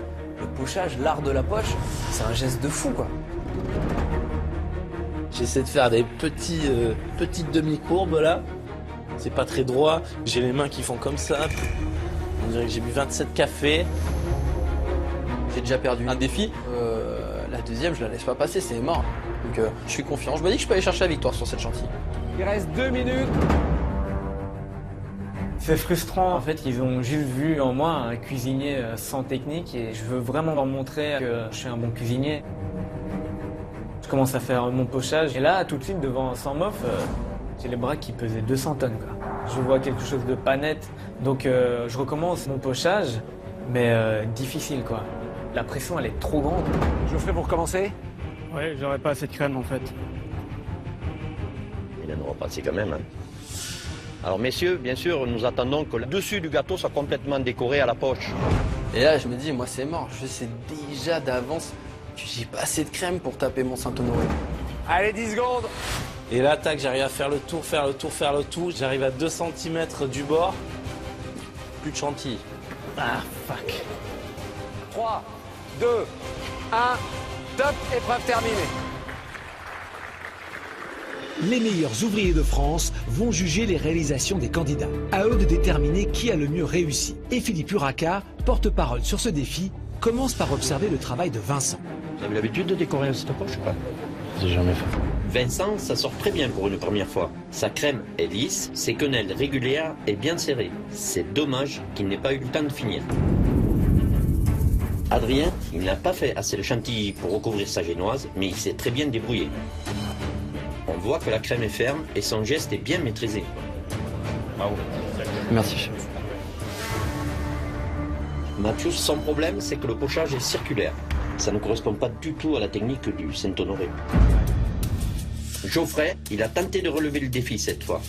Malheureusement, il ne maîtrise pas la technique. Sa chantilly n'est pas assez montée et le travail n'est pas net. Pour finir, le travail de Clément. Ses petites quenelles sont plutôt jolies, mais sa crème n'est pas lisse. Ah, t'étais pas loin là. Oui. Le vainqueur de ce défi pourra rejoindre immédiatement les chefs en cuisine et bénéficiera de 2h45 pour réaliser 100 bouchées gastronomiques. On a compris, chef, que les candidats n'ont pas été très à l'aise sur cette épreuve. Il y en a quand même, j'imagine, qui ont mieux réussi que d'autres. Il n'y en a aucun qui a réussi le défi à 100%. Ceci dit, il y a 2 personnes qui sortent du lot. C'est Adrien et Vincent. Et bien sûr, après vote, puisque ça ne s'est pas fait à l'unanimité, par contre. Allez, allez, j'en peux plus d'attendre. Faites que ce soit un de mes gars qui débarque. Et moi, je veux boire du rouge. Allez, Clément ou Geoffrey.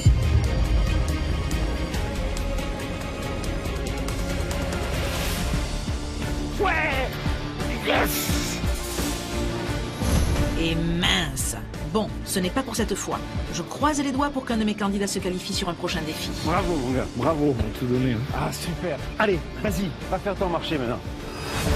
C'est Vincent qui remporte l'épreuve. Vincent qui remporte l'épreuve. Ah, c'est moi. Saint-Honoré. C'est moi. Mof, ok, c'est bon. Donc ouais, je suis super ravi, quoi. Je perds encore. Honnêtement, j'en ai marre. Dans ma tête, c'est toujours hors de question que je cuisine pas aujourd'hui.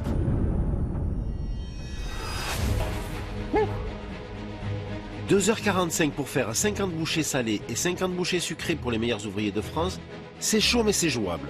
Alors j'espère qu'il va être stratégique et éviter d'en faire trop, parce que c'est un peu son défaut à Vincent. Bon, qu'est-ce que tu vas faire? Pour la bouchée salée, je pars sur une tourte saumon Pâte feuilletée, de l'aneth et de la ciboulette avec du fromage de chèvre. Avec du fromage de chèvre, hein. Dans une feuille de chou chinois, ça se marie bien, il y a un bon ensemble. Ta tourte, il faut en faire 50 pièces. Ouais. Tu l'as bien, t'es sûr de toi? Ouais, c'est bon. Vincent ou la folie des grandeurs, c'est tout lui. Niveau association de saveurs, c'est top, mais une tourte, c'est 2 disques de pâte feuilletée. Il va falloir qu'il fasse sa pâte et pour sortir 50 tourtes, il va devoir emporte-piécer 100 disques. Ensuite, le montage. Il y a quand même pas mal de choses dans sa tourte. Et le montage risque de prendre du temps. Et il ne faut pas oublier qu'il a les bouchées sucrées à faire derrière. T'es fou, toi, hein? Je suis fou, chef. Ok. Chef Saran me dit que je suis fou, il a raison. Après, à moi lui prouver que c'est de la bonne folie. Il a peur que je vise trop, mais moi je suis pas là pour jouer la sécurité. À ce niveau-là, non, c'est les Jeux Olympiques de la cuisine. Il n'y a que les meilleurs qui restent. Bon là, je vais réaliser une pâte feuilletée. Je lance un feuilletage rapide, je m'y mets à fond, du beurre, de la farine, de l'eau, tout au mixeur. Faut pas chômer, là, faut étaler, faut tourner, faut tourer, réétaler, refariner. Bon là, j'effectue un feuilletage rapide, le dessus qui rejoint le dessous, et là on met toujours le côté fini sur la droite. Et on tourne ça 4 à 5 fois. La pâte feuilletée peut faire la différence, hein. Je mets sur ça parce qu'il y a quand même du boulot, hein. J'espère qu'ils en prendront en compte. Ça y est, Vincent a enfin fini sa pâte. Mais maintenant, il doit encore emporte-piécer 100 disques. Je me demande comment il va s'en sortir. Et là, je commence à emporte-piécer, et là, je vois de suite qu'il y a un problème. Il y a un saumon à lever, il y a des légumes à blanchir, il y a de la crème. Je me suis mis du travail pour 3 mecs, quoi. Voilà, ça va être chaud. J'ai pas le temps. J'ai pas le temps. Ça va être chaud. Non, en fait, je vais pas faire 110, je vais en faire 50. Je vais faire des chaussons, en espérant que ça passe. Sage décision, Vincent. Le seul problème, c'est la taille de ces disques. Ça allait pour une tourte, mais pour un chausson, ils me paraissent un peu petits. Surtout avec tous les éléments qu'il veut mettre à l'intérieur. Chausson, finalement? Chef, ouais. Tu as tout mis dedans? T'as mis le chou aussi? Non, parce qu'il n'y a pas de place, en fait. Donc là, c'est saumon, fromage frais, et puis voilà. Allez, calme-toi, Vincent. Là, t'es en train de perdre pied, de t'énerver tout seul. C'est vrai. T'énerve pas. Je vois que Vincent commence à perdre pied et il voit que sa recette, il n'y arrivera pas. Il change plusieurs petites choses pour simplifier. Oui, mais à un moment, ce n'est plus la recette. T'as un peu de temps. Si tu dois réétaler, réétale. Ça va être trop petit. Tu vas faire du caca, là. Mais là, ça va pas aller. Ah, j'ai plus le temps. Donc là, je mets les écouteurs et la bulle. Pourquoi tu réétales pas un peu de pâte, là? Vas-y. Ça y est, l'huître Vincent s'est refermé, il ne me parle plus. Il écoute ce que je dis, mais il ne l'entend pas. Il me donne plein de conseils, mais voilà, je peux plus changer là. C'est parti, je continue. Voilà, après, écoute, j'ai été gourmand. Je vais peut-être payer le prix fort. Bon, je finis mes chaussons et dans le four. Je cuis direct. C'est à 160 degrés, 15 à 20 minutes. C'était tout à fait ce que je voulais pas faire en fait. De la merde. Vincent est déçu, mais maintenant il faut qu'il se concentre sur ses bouchées sucrées. Il y a 2 chances de gagner sur cette épreuve, alors il ne faut pas perdre espoir. Cette fois, avec le temps qui lui reste, j'espère qu'il ne va pas partir trop loin. Maintenant, le dessert. Pas d'erreur, hein, Vincent, hein? Pour la bouchée sucrée, je vais réaliser un entremets mascarpone et lait pour avoir une texture vraiment de fromage blanc. Après, je vais mettre un petit coulis d'agrumes avec des dés de citron vert et de pamplemousse. Et dessus, je mets la spuma pomme. D'accord, pomme verte. Pomme verte, chef. Ok, vraiment, ne perds pas de temps. Hein. Je tambourine, quoi. Donc là, je mets des zestes d'agrumes dans ma mascarpone, fromage blanc. Il y a de la gourmandise, il y a de la fraîcheur, il y a du travail, il y a de la technique. C'est un dessert pour les meufs, c'est tout. Je sors mes verrines direct, je vais mettre ma crème prise, les agrumes dessus, je tabasse. Allez Vincent, cette bouchée sucrée peut plaire au jury. Maintenant, il reste encore 2 plans de travail vides. J'espère qu'ils seront pour Mathieu et Adrien. Je suis persuadé qu'ils peuvent relever les prochains défis techniques. Ça leur éviterait de se retrouver sur la sellette. 3e défi, je suis avec Stacy 16, qui est maire ouvrier de France, traiteur charcutier. Bien sûr, c'est ça. Quel défi vous lancez aux candidats? Votre défi sera de réaliser le plus beau champignon tourné. Réaliser un champignon tourné est un exercice technique et esthétique qui reste un grand classique de la cuisine française. C'est un geste facile à réaliser, mais cela nécessite un peu d'entraînement pour l'exécuter parfaitement. Tout d'abord, il faut tenir le champignon par son pied et de l'autre main, on tient le couteau par la lame pour un geste plus sûr. Ensuite, on entaille la chair du champignon sur 1 mm environ en biais. Il faut bien donner un mouvement de rotation simultané des deux mains afin d'obtenir un motif régulier et avec du relief. Il ne reste plus qu'à tailler le pied à ras et voilà un joli champignon tourné. C'est parti. Allez. Champignon tourné. J'ai déjà vu la technique, j'ai déjà vu quelqu'un faire. Je dis, bah, je me lance, hein, je vais faire ce que je peux. C'est le champignon, je connais pas des techniques spécifiques, donc je fais un peu à ma sauce, mais je sais que c'est mission impossible. Il n'y a vraiment pas de piège. C'est technique. C'est purement technique, il n'y a pas de piège. 1 minute 30. Là, on pense qu'à une seule chose, c'est de se qualifier. Faut rien lâcher, même si c'est beaucoup de pression, mais il faut que je garde le cap et le champignon tourné. Enfin, c'est vraiment un geste hyper précis. Et là, moi, en plus, là, je tremble. C'est beaucoup de pression. Là, plus que 2 places, et là, je me dis, sur des épreuves techniques comme ça, je suis censé rien louper, quoi. Il faut que je réussisse cette épreuve, j'ai pas le choix, quoi. 15 secondes, ça défile vite, ça défile vite. Je me mets une pression, j'ai les mains qui tremblent. Franchement, j'ai jamais tremblé autant de ma vie en cuisine. 5, 4, 3, 2, 1, top terminé. Les meilleurs ouvriers de France vont maintenant juger les réalisations des 4 candidats. Et Stécie 16 commence par observer le travail de Mathieu. Son champignon est bien dessiné. Les entailles sont régulières, mais un petit peu trop larges. Merci. Merci, chef. Adrien, très bonne technique. Ça s'est vu vraiment pendant l'épreuve. Les entailles sont marquées et régulières. Il y a du travail, bien sûr. Cependant, le coup de couteau ne part pas du centre sur le chapeau du champignon. Geoffrey. Pendant le défi, son geste n'était pas maîtrisé. Et ça se voit sur le résultat. Son champignon n'est absolument pas tourné dans les règles de l'art. C'est compliqué. Ouais. Clément. C'est vraiment pas mal du tout. Il a pensé à couper le pied de son champignon, mais ses entailles manquent vraiment de relief. Très bien. Félicitations en tout cas. Il est maintenant temps pour les meilleurs ouvriers de France de déterminer qui a le mieux réalisé ce défi. J'ai l'impression que là, le verdict est clair. Le verdict est unanime. Allez, un autre là, un autre. Attends, tu pourrais partager un peu, non? Un autre. Allez. Allez, un autre. Sois sympa. Oui, mais non. Oui, mais non. Je n'ai aucun candidat en cuisine. Il faut absolument que ce soit Geoffrey ou Clément qui arrive. Il n'y a plus que 2 places et c'est impossible que mes candidats ne cuisinent pas sur cette épreuve et se retrouvent directement sur la sellette. Ouais, yeah. Bravo mon gars. Allez, file. Désolé Hélène, déjà 2 candidats jaunes en cuisine. Qui l'emporte? C'est Adrien. Adrien qui l'emporte. Félicitations. Sur le champignon tourné, effectivement, on a constaté qu'il maîtrisait le geste, qu'il avait effectivement le relief sur le champignon, chose qui était quand même assez recherchée. Je suis vraiment content, je suis soulagé. Mon travail est enfin payé. J'ai qu'une envie, c'est d'attaquer les bouchers, quoi. Adrien a tout pour réussir. 2h30 pour faire 100 bouchées, c'est un vrai challenge, mais il a l'expérience des grandes maisons étoilées. L'efficacité et la précision, ça le connaît. Et pour l'épreuve d'aujourd'hui, c'est parfait. Bon, sur quoi t'es passé toi? On a affaire à des mofs, donc je vais montrer de la technique. Je vais partir sur langoustine, juste cuit à la naque parfaitement. On va essayer de faire des goûts francs, une belle crème de cresson assez technique. Je vais lancer une bisque de langoustine à côté, donc partir sur vraiment une réduction très concentrée de tête de langoustine. D'accord, ok, pas mal. Pour moi, c'est bien ça. Très bien. Langoustine et cresson, c'est une belle association.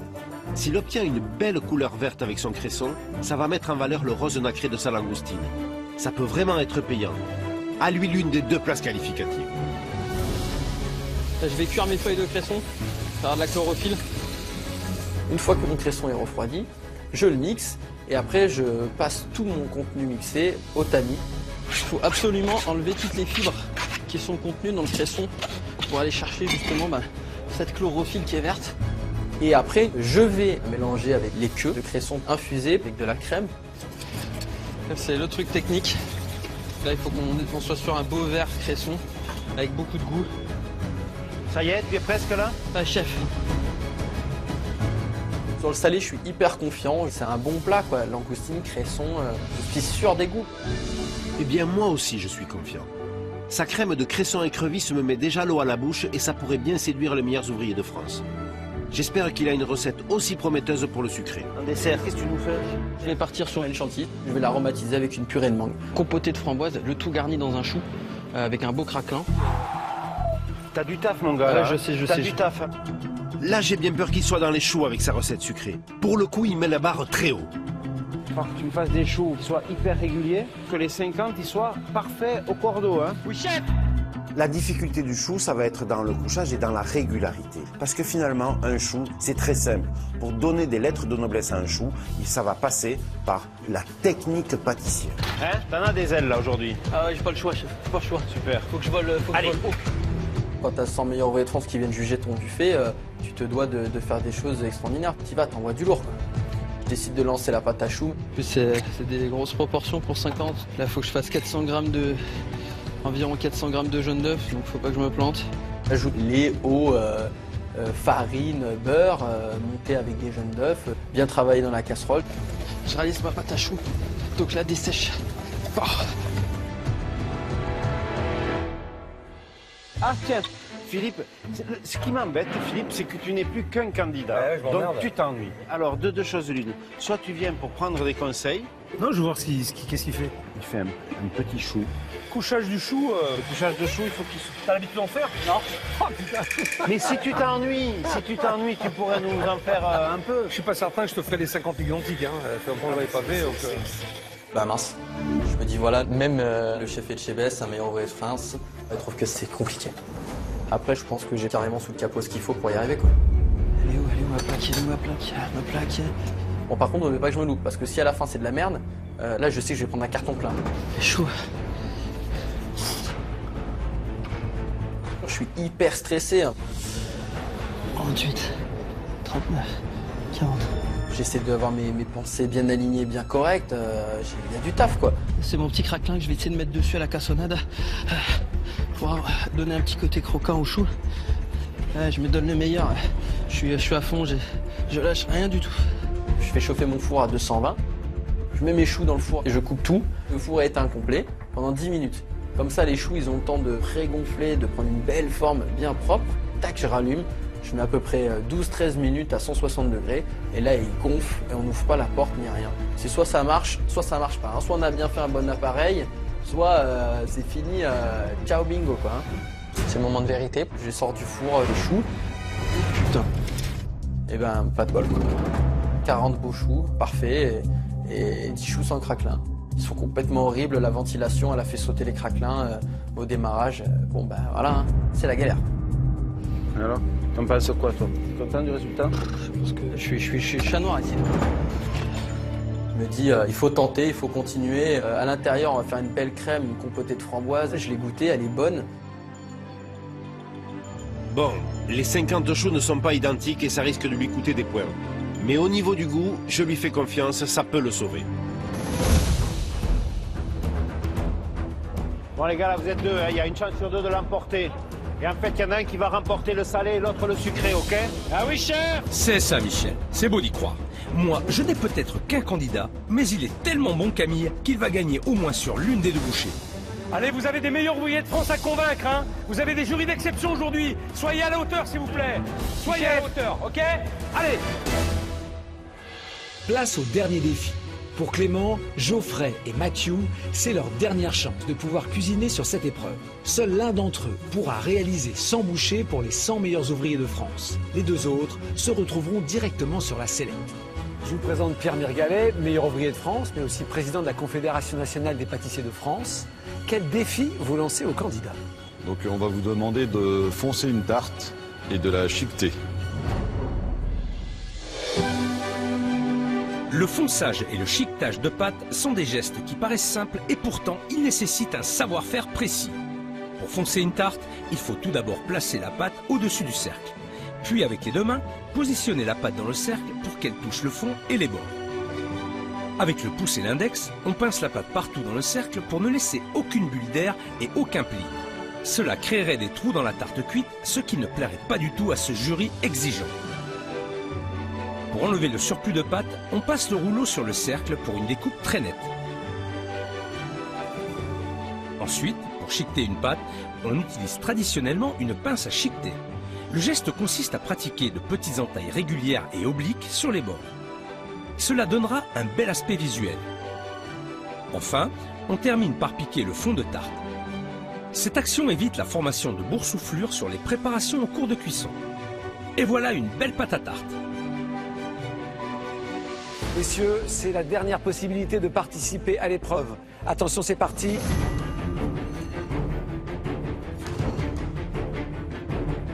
Ça fait maintenant 3 échecs, ça commence à vraiment faire quoi. Je suis pas venu ici pour pas cuisiner, bordel. Je vais me battre jusqu'au bout. Voilà quoi, il faut envoyer maintenant.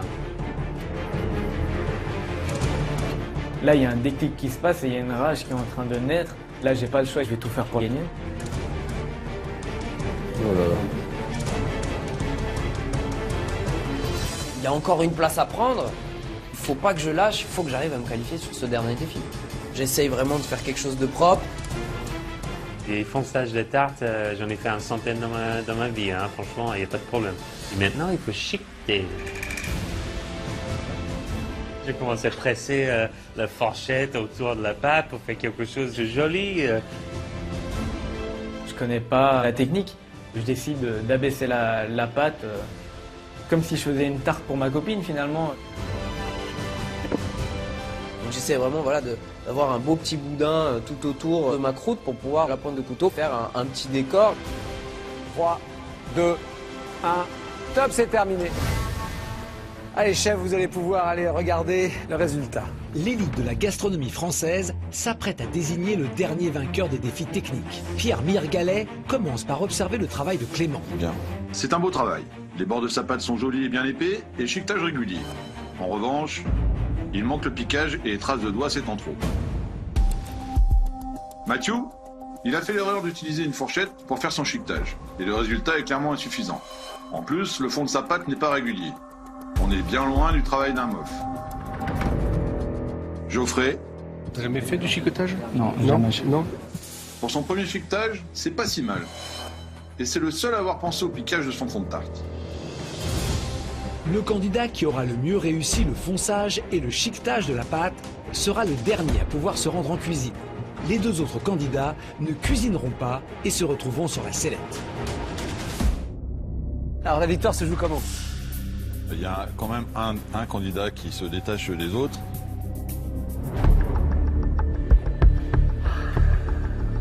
Allez Mathieu. Bon, c'est ma dernière chance de voir un de mes candidats arriver en cuisine. Clément ou Geoffrey, qu'importe. Allez les garçons, je vous attends.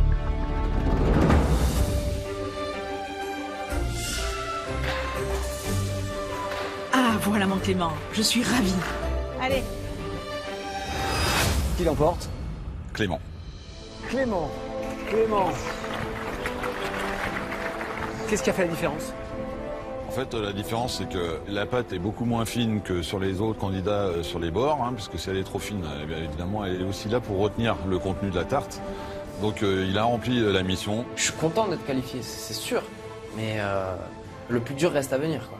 Il y a 100 verrines à faire et j'ai beaucoup moins de temps que les copains. Il va falloir aller à l'essentiel, quoi. Clément, vous allez faire cette épreuve avec 2h15 de cuisine, alors que Geoffrey et Mathieu seront sur la sellette. C'est fini. Sans mof, je peux même pas cuisiner, c'est juste horrible. Mais je m'en veux, c'est horrible. Clément a moins de temps en cuisine que les autres. Mais avec son audace, je suis certaine qu'il va trouver de bonnes idées pour s'adapter et me sortir sans bouchée gagnante. Bon alors, qu'est-ce que tu fais? Alors chef, je vais faire pour la salée, je vais faire une purée de courges et à l'intérieur tartare, tomates et pétoncle. Le corail, je vais le broyer, je vais le mélanger avec de l'huile de sésame, de la farine pour faire une petite tuile sur le dessus pour vraiment ajouter ce petit côté croquant, ce petit côté texture. D'accord. Ok, c'est malin le tartare. Il ne part pas dans des cuissons compliquées et la tuile va apporter l'élégance à sa bouchée. Même s'il n'a que 2h15, si tout est bien exécuté, il peut créer la surprise. J'y crois. Et le sucré? Je vais faire un petit mix de fruits avec une gavotte sucrée. Je suis d'accord pour faire simple dans le temps imparti, mais quand même, une salade de fruits accompagnée d'une simple crêpe dentelle, faut peut-être pas abuser là. Bon, il n'y a pas un petit truc que tu pourrais me trouver? Non, je sais pas, mais on est dans la simplicité Ouais, là. je vais... On est dans la simplicité. Hein. Chef d'arrose, évidemment j'entends ce qu'elle me dit, mais moi je sais pas du tout ce que je vais faire, pas du tout. Parce que j'ai jamais autant stressé qu'aujourd'hui quoi. Là c'est très difficile de rester concentré, d'avoir les idées claires. Pour moi, un MOF, voilà, c'est les piliers de notre métier, c'est des surhommes en fait. Et là le fait de savoir qu'ils vont juger mon travail, enfin c'est une pression monstre. Là d'habitude c'est ma créativité qui peut me permettre de gagner, et là elle est pas du tout au rendez-vous. Je regarde le temps qui passe et je me dis laisse tomber, c'est pas grave, et je me lance sur la salée quoi. Je vais me concentrer un petit peu plus sur la verrine salée pour vraiment faire quelque chose de propre. Donc tout de suite voilà, j'épluche ma courge pour lancer la cuisson. Ensuite je vais venir mixer ma purée et le mettre en siphon pour vraiment avoir quelque chose de léger. Et là j'attaque mon petit tartare qui va venir accompagner justement mon siphon. Je prélève juste la chair de mes tomates, j'enlève les pépins, je taille un petit tartare de pétoncle avec la tomate. Là je suis pas du tout en train de kiffer cette épreuve, pas du tout. C'est trop de pression en fait. Allez, du goût, oui, hein, du sel, du poivre, oui, chef. De l'acidité, tout là. Hein. Alors, tartare. Je vois que le chef d'arrose goûte mon tartare et là je suis pas bien du tout quoi. Oula, mais qu'est-ce qui lui arrive à Clément? Il perd ses moyens ou quoi? Son tartare de pétoncle de tomates est super fade. Ça manque de tout. Ça manque de tout. Voilà, c'est très très dur. Putain, je suis en train de péter un câble. Allez, tu vas y arriver, il n'y a pas de raison quoi. Amène-moi du goût et un peu de travail dans ton truc. D'accord. Chef d'arrose, là, elle joue un petit peu la carte de la motivation. C'est vrai quoi, il faut que je reprenne le dessus. Et là, du coup, je regoute, je réassaisonne. Je rajoute du citron caviar à l'intérieur. Il y a 100 meilleurs ouvriers de France qui se sont déplacés pour nous voir. Enfin, c'est une chance exceptionnelle. Donc non, j'ai pas envie de baisser les bras. Je vais râper encore un petit peu de citron d'Iran. C'est bien. Clément a l'air de reprendre ses esprits. J'espère qu'il a bien rectifié le goût de ses bouchées et qu'elles seront dignes des 100 meilleurs ouvriers de France. Mais il faudrait quand même qu'il se penche sur ses 50 bouchées sucrées. Alors c'est quoi le sucré alors? Pas question de me faire des crêpes avec une salade de fruits quoi. Il faut que tu amènes autre chose, hein, d'accord? Chef d'arrose, j'essaye vraiment d'écouter ce qu'elle me dit. Le coup regarde-manger, j'arrive, je regarde un petit peu les produits et là je tombe sur les avocats. Et là du coup, bim, là je recommence à avoir cet esprit de créativité. Je me dis avocat en sucré avec un petit peu de vanille, avec le petit crémeux mangue, la petite feuille de soja ananas avec les petites graines de fruits de la passion sur le dessus. Je pense que ça peut faire quelque chose d'harmonieux. J'essaye de reprendre un petit peu le dessus sur le fight. Clément, il s'est remis dans le concours, il s'est remis dans l'épreuve. C'est le Clément qui nous a surpris beaucoup de fois et qui revient là à l'attaque. Ça a tout changé. Avocat, un peu de vanille, je pense que ça peut être intéressant. Ah, c'est bien, c'est bien. Avocat vanille avec de la mangue, la sauge ananas qui vient clôturer le tout. C'est quelque chose voilà, qui peut vraiment marcher si c'est bien dosé, si c'est bien équilibré. Et c'est quelque chose qui peut être très surprenant. D'ailleurs, ça attise la curiosité de mes collègues. Attention, il y a l'œil de Moscou qui arrive. Ça te met la pression, ça, hein? Vanille, avocat, mangue, ça te parle? Tu aurais pas pensé, hein? Moi non plus. Lui, il y a pensé et ça va gagner. Tu vois? Rigole. Mais c'est pas parce qu'on s'adresse à des meilleurs ouvriers de France qu'il faut rester dans le classique. On va l'étonner le jury et ça va payer. Tu vas voir qu'on va la créer, la surprise. On va la créer. Allez. Chef. Allez, cher candidat, dernière minute. Je peux aller la chercher cette place. Putain, je suis jamais arrivé. Il y a 100 meilleurs ouvriers de France qui vous attendent. Allez, On y va. Allez, t'essaies d'arrondir un peu les angles quand même, hein, de me faire quelque chose de net. Vas-y, mon gars. C'est terrible, là, je suis vraiment... C'est hyper chaud, quoi. Attention, il t'en manque un, là. Moi, chef, merci. Il t'en manque un ici aussi. Ouais, j'y crois, j'essaie de tout arracher pour, là, je me donne à fond. Allez, vas-y. 5, 4, 3, 2, 1. Stop, c'est terminé, on lève les bras, tout le monde, Adrien.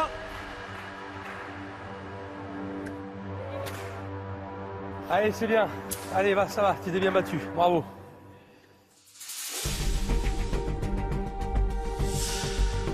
Messieurs les meilleurs ouvriers de France, je peux vous dire que votre épreuve a fait souffrir les candidats. C'est la 100e et forcément, vous leur avez demandé beaucoup. Place à la dégustation.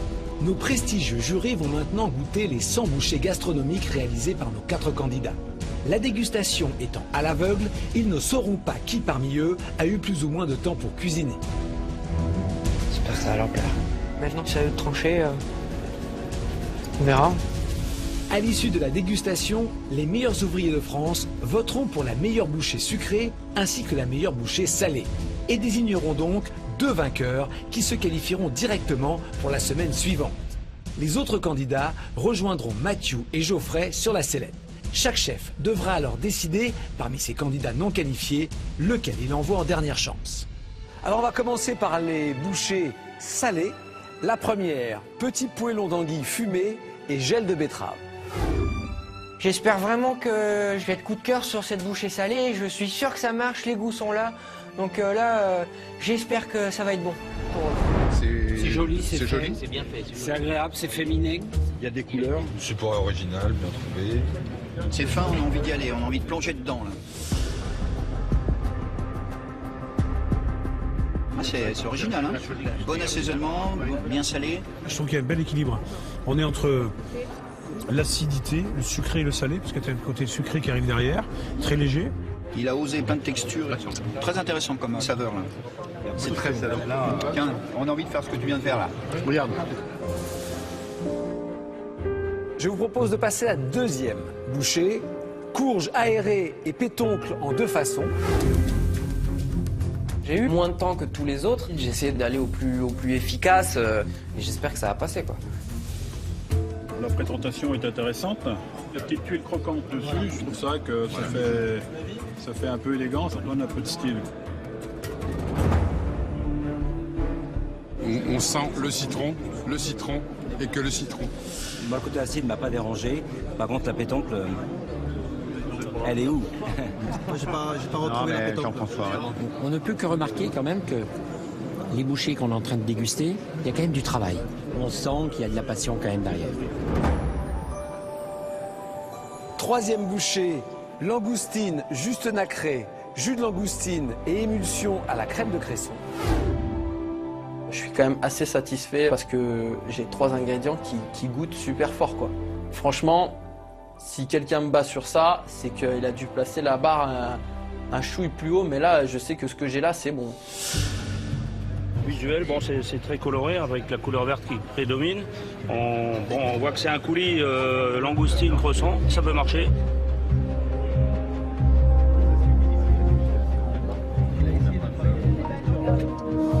Alors il y a du goût, on a une belle cuisson. Langoustine est bien cuite. C'est rare d'avoir des langoustines aussi bien cuites. Un bel équilibre des saveurs. C'est bon, c'est bien assaisonné. Une belle crème de cresson. Non, c'est une belle bouchée, pour le coup, très très bien. Épreuve réussie. Quatrième bouchée, feuilleté chèvre saumon. J'ai fait une épreuve que j'ai pas maîtrisée, tout simplement. J'ai pas sorti ce que je voulais. Moi, je voulais que ça soit top, et c'est pas top. Visuellement, ça a un chausson feuilleté, visiblement. Faire un feuilletage en 2 heures de temps, ou 2 heures et quart selon le temps qu'il a eu. Le fourré, etc. Il y a un petit boulot quand même, voilà. Visuellement, ils sont tous réguliers. C'est important quand on a 50 pièces à faire et les chaussons sont bien dorés ensuite. Après, ce qui est important, c'est ce qu'il y a dedans. Donc, on va goûter et après on verra ça.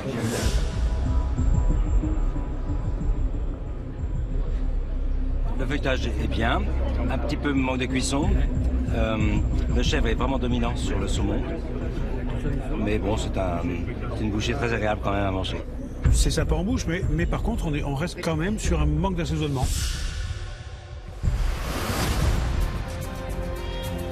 Alors, on passe au sucré. Première bouchée, gros chou gourmand, mangue, framboise. Le chou, je suis sceptique. Il me manque 10 choux avec le craquelin. Déjà, pour moi, c'est une faute grave. Donc, je pense que pour eux, c'est une faute grave. On s'aperçoit qu'on a 2 sortes de choux, donc il n'a pas eu le temps de finir ou faire assez de craquelin. Par contre, ils ont l'air d'être très moelleux. Je ne sais pas en dégustation ce que ça donne, mais voilà.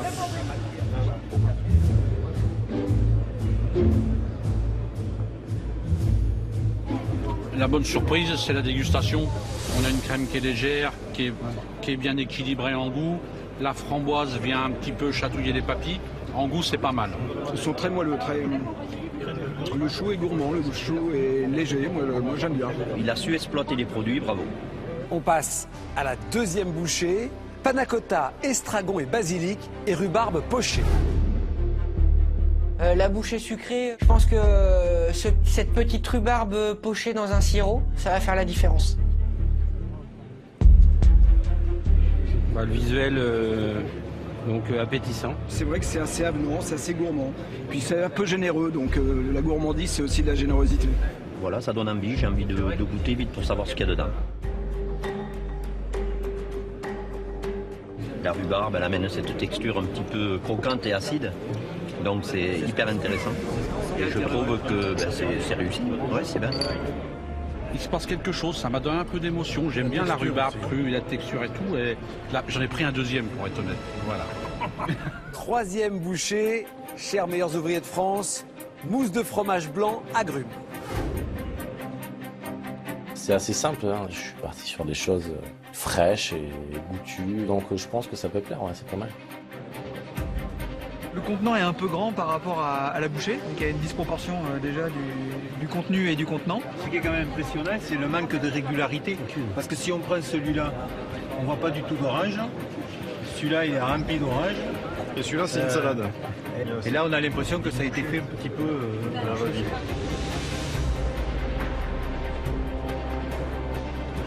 C'est meilleur que c'est joli. Voilà. Donc c'est assez frais. Heureusement qu'il y a de l'orange fraîche. Franchement, c'est plutôt agréable à manger. C'est un bon dessert, pas désagréable, mais il nous manque le petit plus. Quatrième bouchée, fraîcheur, avocat exotique et sauge. J'espère juste qu'ils seront intrigués par l'association que j'ai pu faire avec l'avocat et que ça peut au moins affûter la curiosité des mofs. Je trouve assez joli les proportions, parce que ça fait juste une bouchée cocktail. Ça respecte la quantité que permet la cuillère. Esthétiquement, c'est très joli, parce qu'on est vraiment sur une présentation de type d'un buffet traiteur.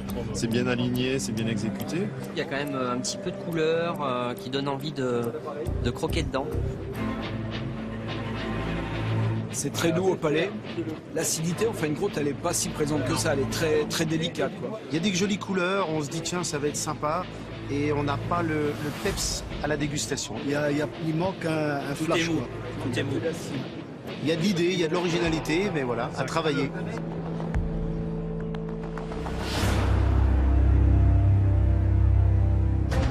Chaque meilleur ouvrier de France va maintenant devoir voter pour la bouchée salée et la bouchée sucrée qu'il a préférée. En jeu, 2 places qualificatives pour la prochaine semaine du concours, sauf s'il s'agit du même candidat qui a cuisiné les 2 bouchées gagnantes.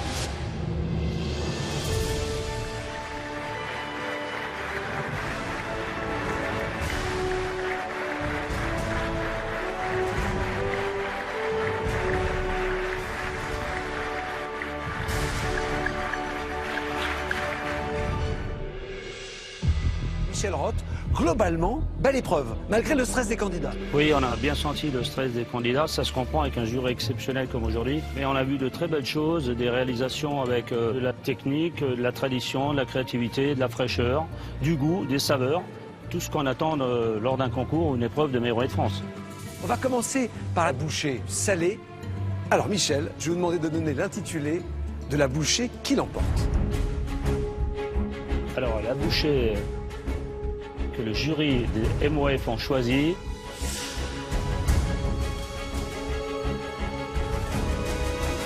Le petit poêlon d'anguille fumée au gel de betterave. C'est Camille.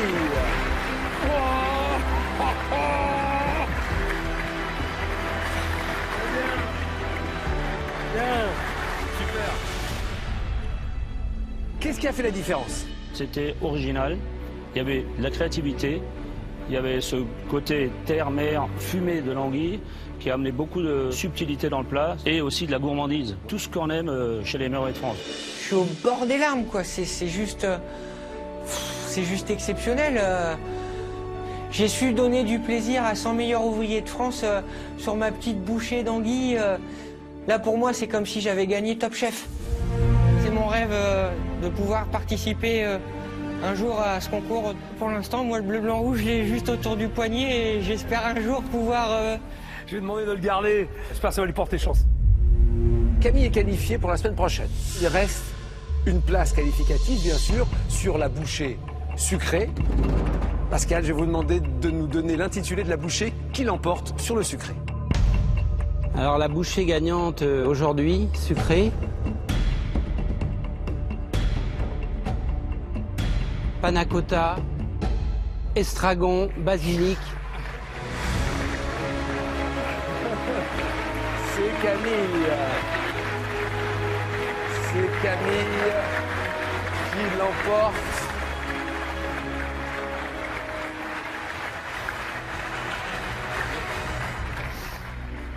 Camille, carton plein? Bah ouais, j'ai rempli le contrat. Enfin, c'est... Pour moi, être meilleur ouvrier de France, c'est la distinction suprême d'un artisan. C'est... Voilà, et aujourd'hui, de faire mouche sur les deux sujets, c'est juste énorme. C'est juste... C'est incroyable. C'était une épreuve très difficile, hein, je vous le dis. Je suis touché parce que je comprends. Je comprends son émotion.